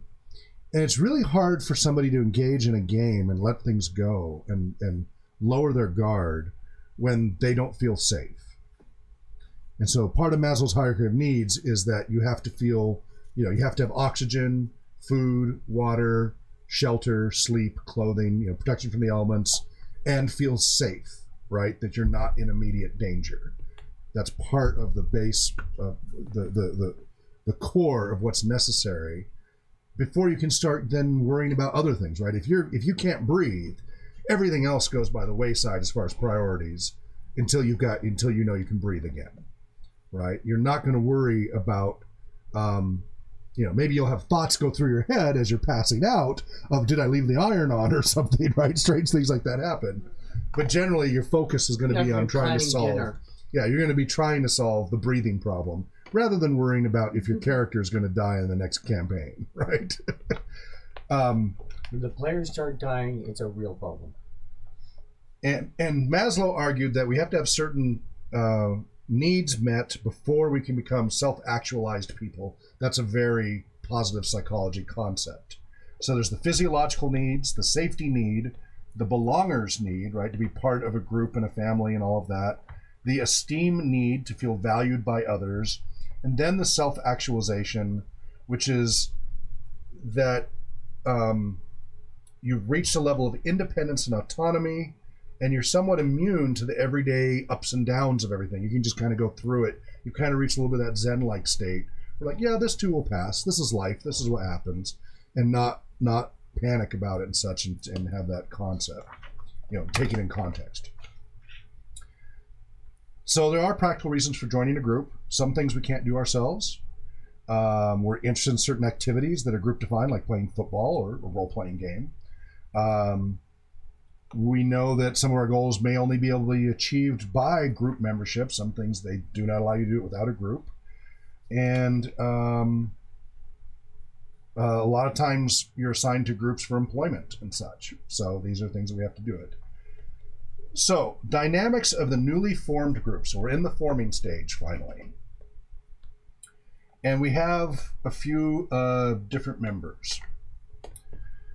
There's usually a high level of affability. So when you're in the forming stage, there's usually a high level of affability, friendliness, and very positive interpersonal climate. Remember, this is all new strangers. You've never met each other before. You don't know anything about each other. You have no prior history, no grudges, etc. You've all been brought together to play this game, to work on this task, whatever it is. So generally a very positive climate. And we're generalizing. There are people who are just curmudgeons and grouchy about everybody, but Get off my lawn.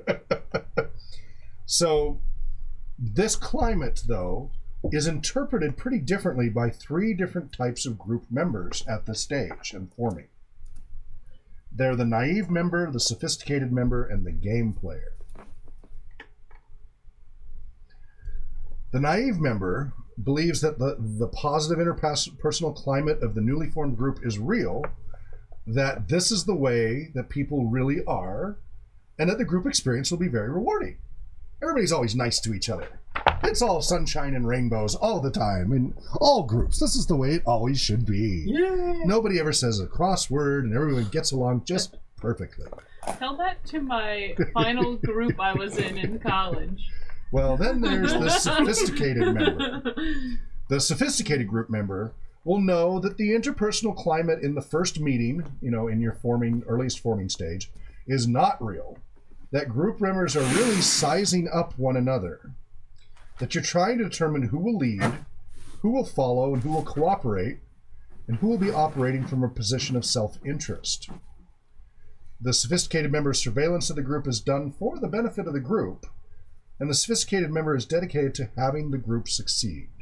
Okay, so they're aware of the realities here, but they're not being selfish about it. They're just aware of the realities. That's just the way things are, and we need to figure out all these things in the forming stage. The game player is very affable and knows that their affability and the affability of others is not real, so similar to the sophisticated member. But unlike the sophisticated member, the game player's surveillance of the group is done for selfish reasons. They're thinking about which members can be exploited, which members can be deceived. All they're thinking about is, all this they're thinking about as they're acting friendly and affable, and naive members are seen as easy prey by the game players. Common hidden agendas of game players are to control the group, to take credit for the ideas generated by the group, and to change the direction of the group or alter the group's goal, all for self-promotion and advancement. So then on the surface, the earlier formation session of a group is usually friendly and affable, but it's superficial. People are friendly, they're also sizing one another up, figuring out who will lead, who will follow, who will cooperate, and who will operate from pure self-interest, etc. We're summarizing that. talk about that a little bit. John?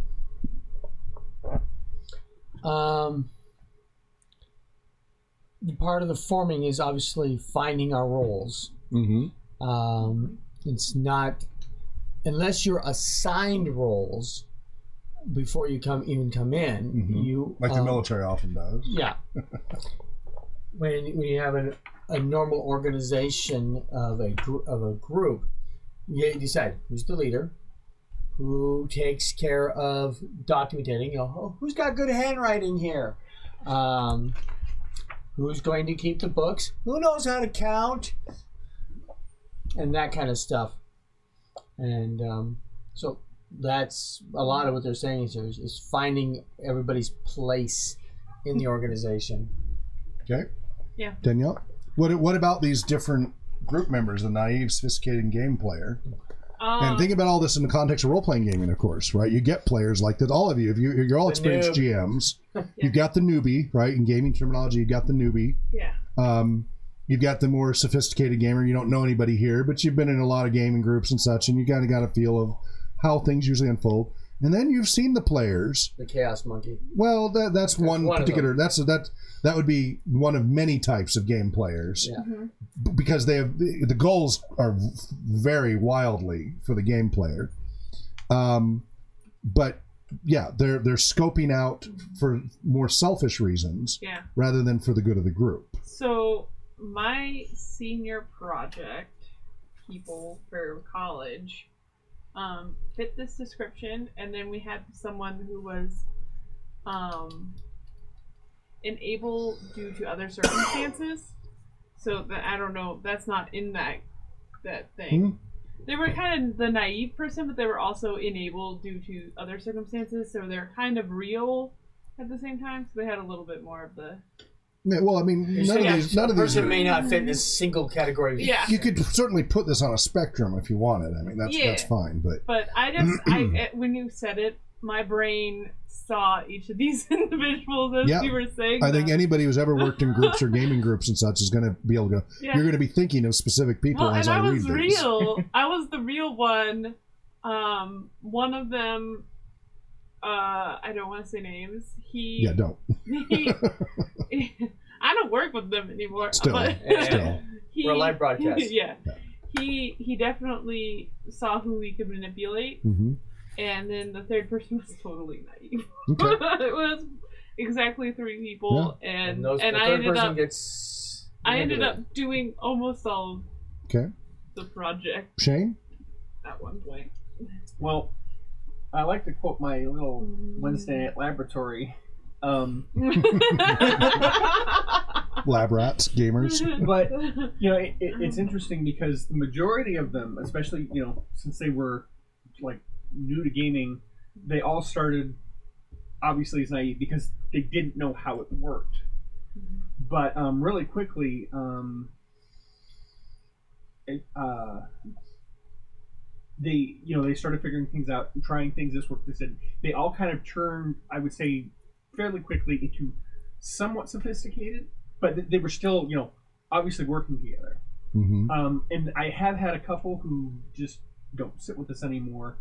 That right off the bat you could call them the game player, because basically every word that came out of their mouth, whether they were discussing what another player was doing or their own character, they were trying to make sure that they were maximizing me, I, my character. Yeah, that everything that happened in the game was dependent on them. Yeah, and I've had that in other groups too. Mm-hmm. And now with a lot of things that we've learned, I've learned to let the group work it out rather than trying to take the reins. Okay. There's pros and cons to those approaches. Well, I would think that in the game approach, that peer pressure will get people to, either they will start working with the group or they will feel uncomfortable and won't sit down anymore. Yeah, it depends. There's a lot of variables there. But I think that in a gaming context, that as a game master, like I say, I don't want to take the reins, but if somebody's going to be a game player, I need to figure it out really quickly so I can help minimize the damage for the rest of the group. Okay.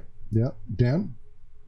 I'm reminded of one long-standing game that campaign that I was running, where we had one player who, for some strange reason, no matter how hard he tried, could not get out of the gamer mentality. Okay, just being very selfish about it. Yeah. Yeah.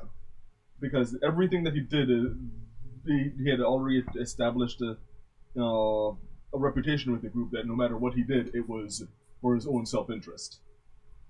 And by the end of the campaign, it was not a healthy breakdown. Yeah, no, it's problematic. Yeah. Dina? So like looking at these things, I've encountered more of them as a player. Like I feel like I fall more into like the naive. Like I'm just like, I'm here to have fun. It's gonna be fun, and we're gonna have fun. And Taking it to fun. yeah, and then I'm gonna do I do something random, and people are like, no, you're like messing up the group dynamic because you're just doing like random stuff, and I'm just like, it's an RPG, I can do whatever. But Do what I want. Do what I want. well, I mean, it wasn't like harming the group, I guess. Right. Well, yeah, I don't think what I was doing was harming the group. Okay. But I have dealt with a few like game players. Like the first time I ever played D&D, we played 3rd edition, and there was like one guy who betrayed all of us, killed one of the party members. And then the GM had to do separate sessions for the remaining good members and the bad members. And because the guy who died, they resurrected him, but he was a paladin, so they resurrected him, and his character was then an anti-paladin. Oh.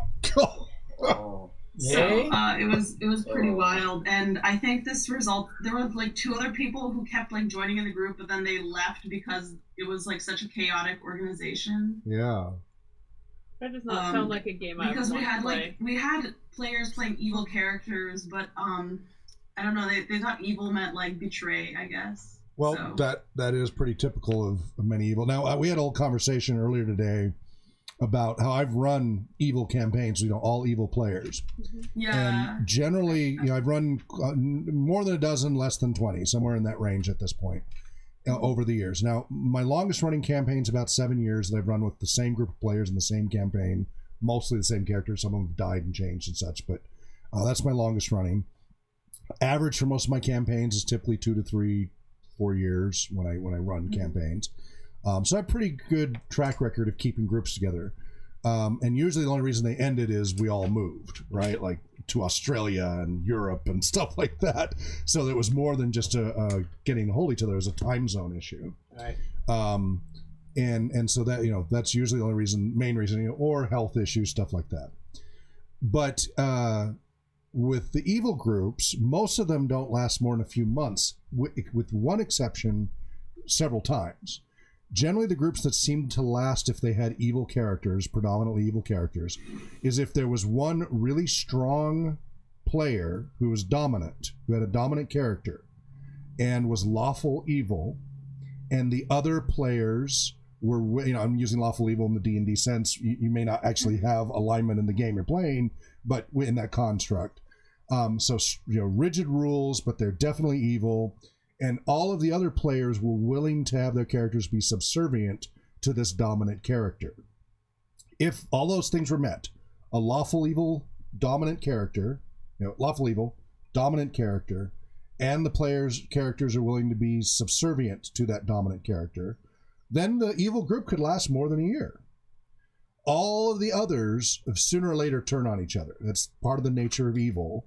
Is the self-interest and such overrides the group interest, and the group falls apart. Either they all kill each other, whatever. There's all kinds of scenarios. Universe rises up against them because they're causing so much chaos.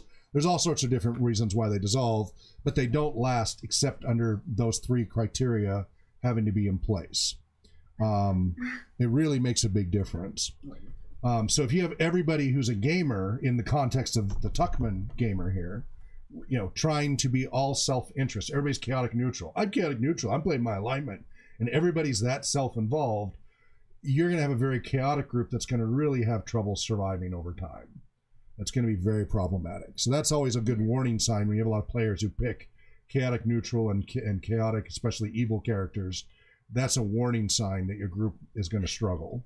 it takes very mature players to play evil characters and let the group still survive.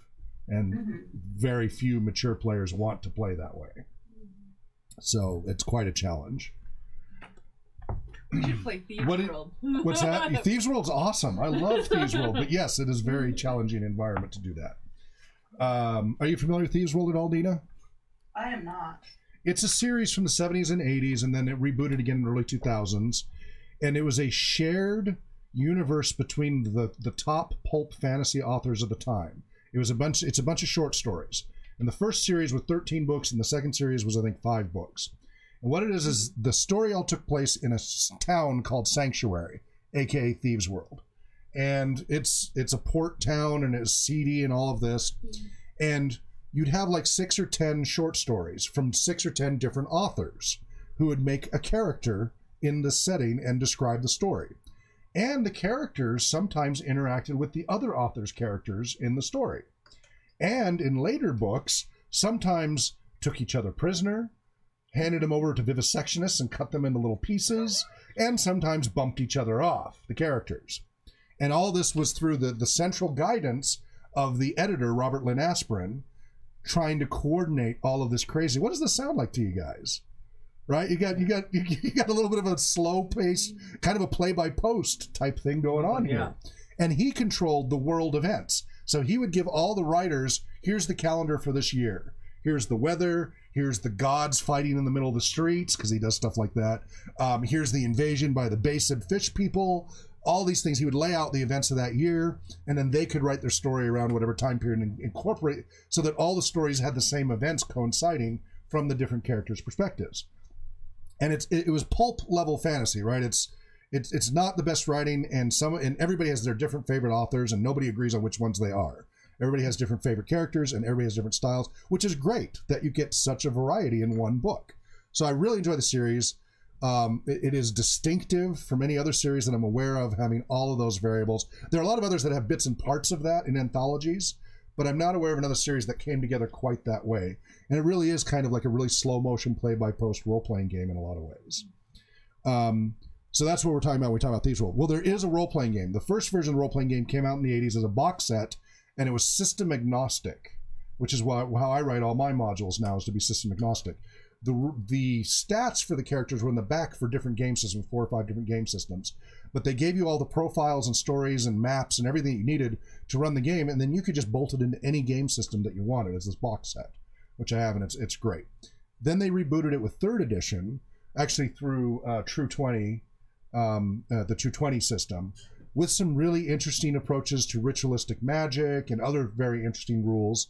Also, the concept of you make 3 characters, because it was in line with the stories.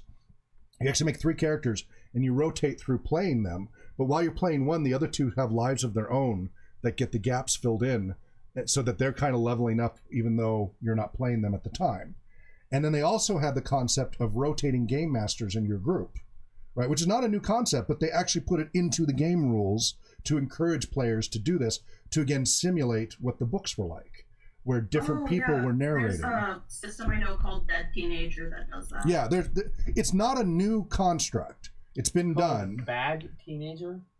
Oh, Dead Teenager. It's pretty recent. I think Dead Teenager is like more recent. Okay. And so all of these were very interesting things that they put into there. So anyway, check it out. Thieves World. It's interesting. It's hard to find.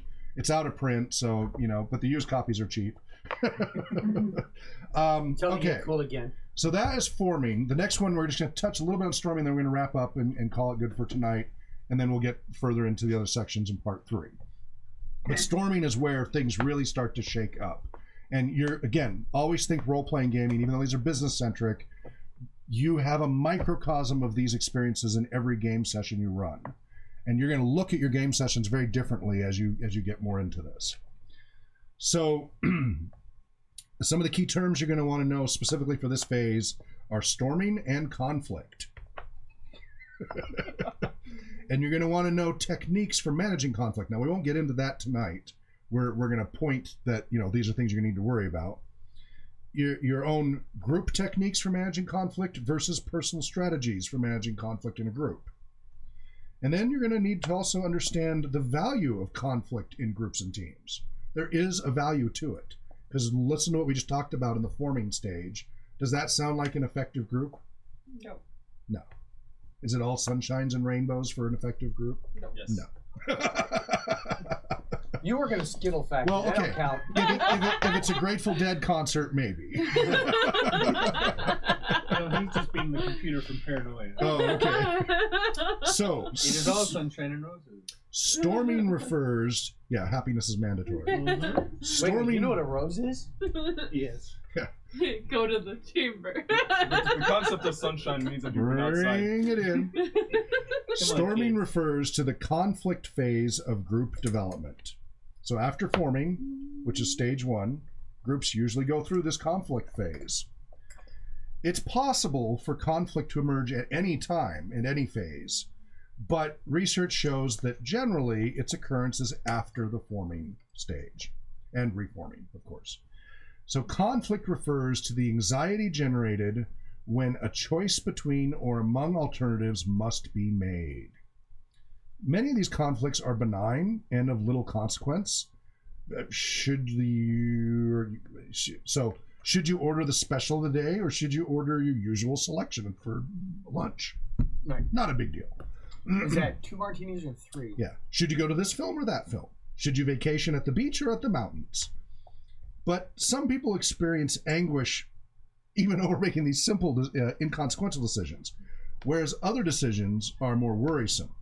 Should you complain to a superior about a work or school situation that you believe is wrong or unjust, even if your complaint leads to your being suspended or censured? Should you change your lifestyle to care for an elderly parent? Should you marry or divorce? These are more serious conflicts. So we all experience conflicts to different degrees. We can't avoid it as hard as many people try. What we can try to do, though, is limit the damaging effects of conflict and try to capitalize on any of the positive effects of conflict whenever possible.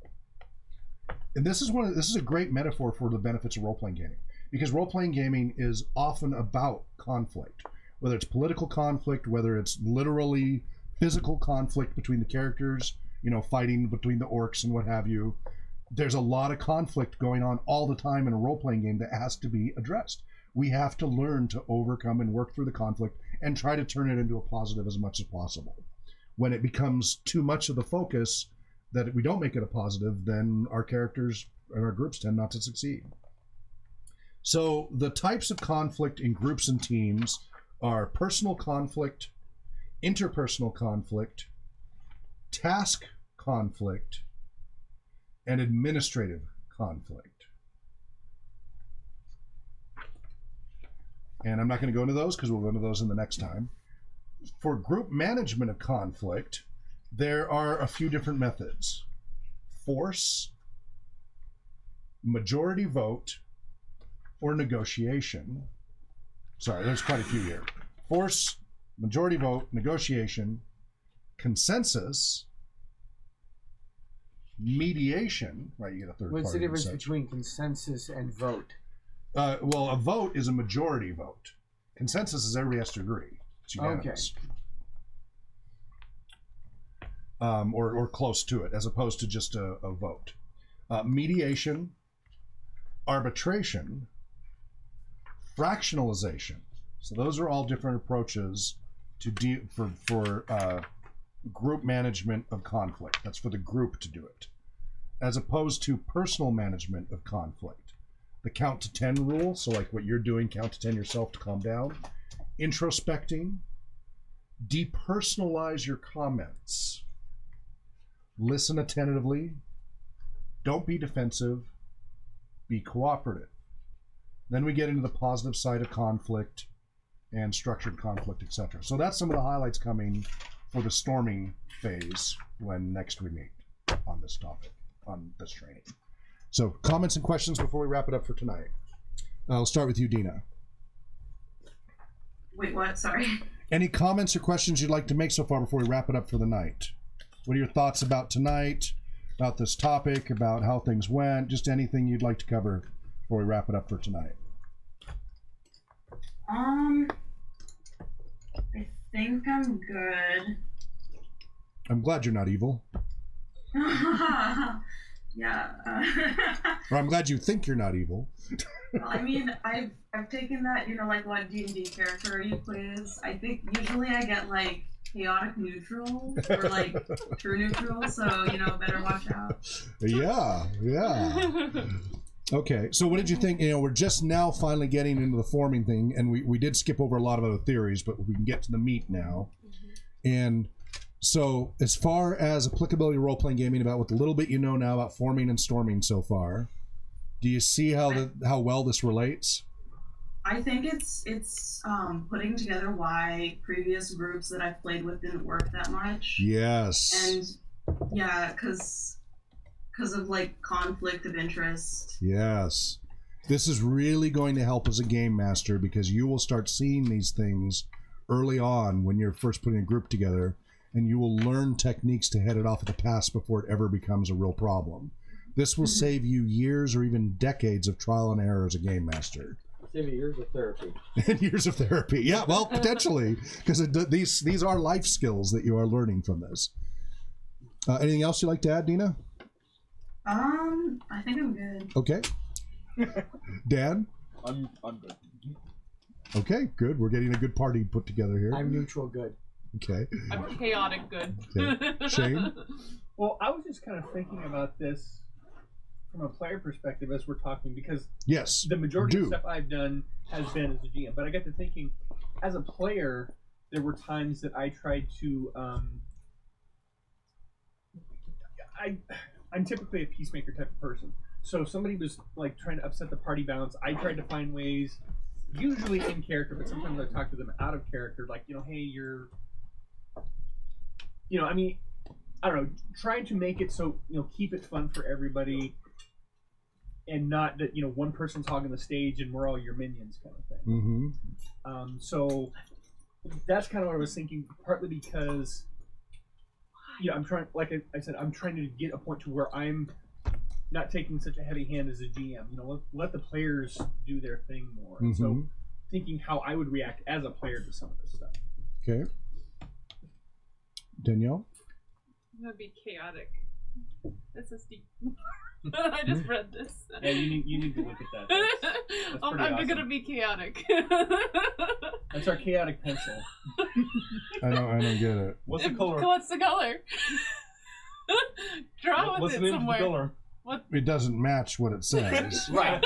Okay, so that's called the Stroop Test, Yeah. right? Where the colors are different than what's written. So the pencil says deep brown, but it looks like more of a navy. It is a navy. Yeah. In the Navy.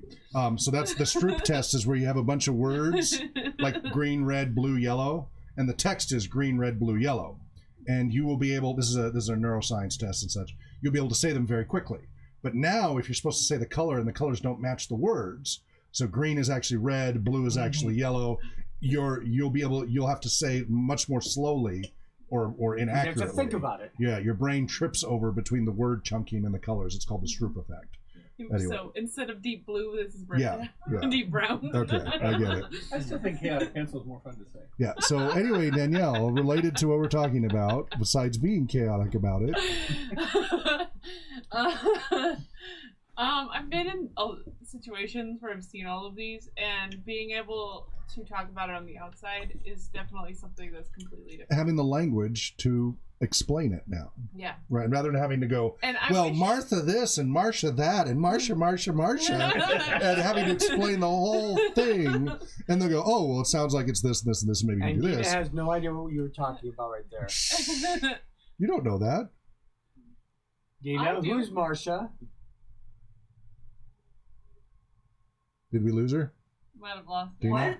Who's Marcia? Marcia. I feel like I should understand that. Okay, remember the discussion we had about ageism, everybody? It goes both directions. So we're referencing Turn the about Brady fair play. Bunch. Marcia from the Brady Bunch.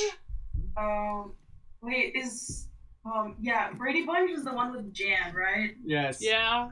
Yeah, sure, Jan. Okay, yeah. Oh, So anyway, It looks like a part of you is dying. But yeah, having the language to summarize the things rather than having to explain everything. Say, oh yeah, my group was, we went through forming, we started storming. I had, some of these players who were like this and like this. You're able to use the language. You can have a faster communication. Then we can help you as a GM. Oh yeah, we'll try this technique and this technique. Instead of having to get into the whole explanation of everything that happened, it's creating shorthand. Like any other profession, having that shorthand helps you more effectively communicate and get to focusing on the tasks that you want to achieve. John, anything you want to wrap up with? No, You're fried. I'm done. Stick a fork in him, he's done. All right, so thank you, everybody. I hope you found this useful. This is the next deepest dive that we've done on this particular topic. Each time we go a little deeper as you guys, get more training and experience, we can go deeper. Dina, I hope that you're finding this helpful and useful, both you're talking about in hindsight, but also going forward as you look at your groups. Now, again, we have a lot more to cover to finish. We still have all the other phases to cover. So that'll take, probably 2 more sessions at least. This is a pretty lengthy topic, but it's worth taking the time because it is so relevant to role-playing gaming. And it will make you a better player and a better game master and probably a better person, right, in dealing with conflict in life in groups, that unless you're going to go be a hermit, you're going to have to learn these things. And applying them, getting the advantage of see, just talking about this in a class and a theory is too dry. But when we can keep tying it into your personal experience, the self-referencing effect of using neuroscience, of the game context where you can personally think of these scenarios happening, where you went, oh yeah, that reminds me of this and this and this, that's going to make it stick a lot better. You're going to get a lot more out of this by having that. And thank you guys for giving an effort at trying to fill in the gaps up to the parts where your knowledge were at. That was very useful. I hope you guys found that to be a more interesting approach, rather than me going, wah, wah, wah, wah, wah, wah, wah, wah. I still have to do that at a certain point, but I hope you found it useful. And please do remember to donate to RPG Research. We're a 501c3 nonprofit studying the effects of all role-playing game formats and the potential to help improve lives. You can donate through multiple methods: Amazon Smile, PayPal, Patreon, etc. Go to rpgresearch.com/donate. You can sign up as a volunteer if you want to join by going to rpgresearch.com/volunteer. If you want to join as a Patreon supporter, all of our Patreon supporters, now everybody gets the live broadcast access for free. I mean, it's always free eventually, but then our Patreon supporters, as a thank you, we upload the recorded videos and new content and blog postings and essays to our Patreon supporters first as a thank you for their support. And then about a month or so later, it's released to the general public. So if you'd like to get access to the considerable, because we put out a lot of content every week. So if you want to catch up on the content more readily, like everything we were just talking about yesterday is all in the Patreon queue right now, then swing by patreon.com/RPG Research and consider signing up today and join as a Patreon. Help out our 501c3 and all of our volunteers. We're all unpaid volunteers. If you found this useful and informative. Wherever it may be well, happy gaming, and namaste. Dream well. Good night. Thanks for playing. Have a good night.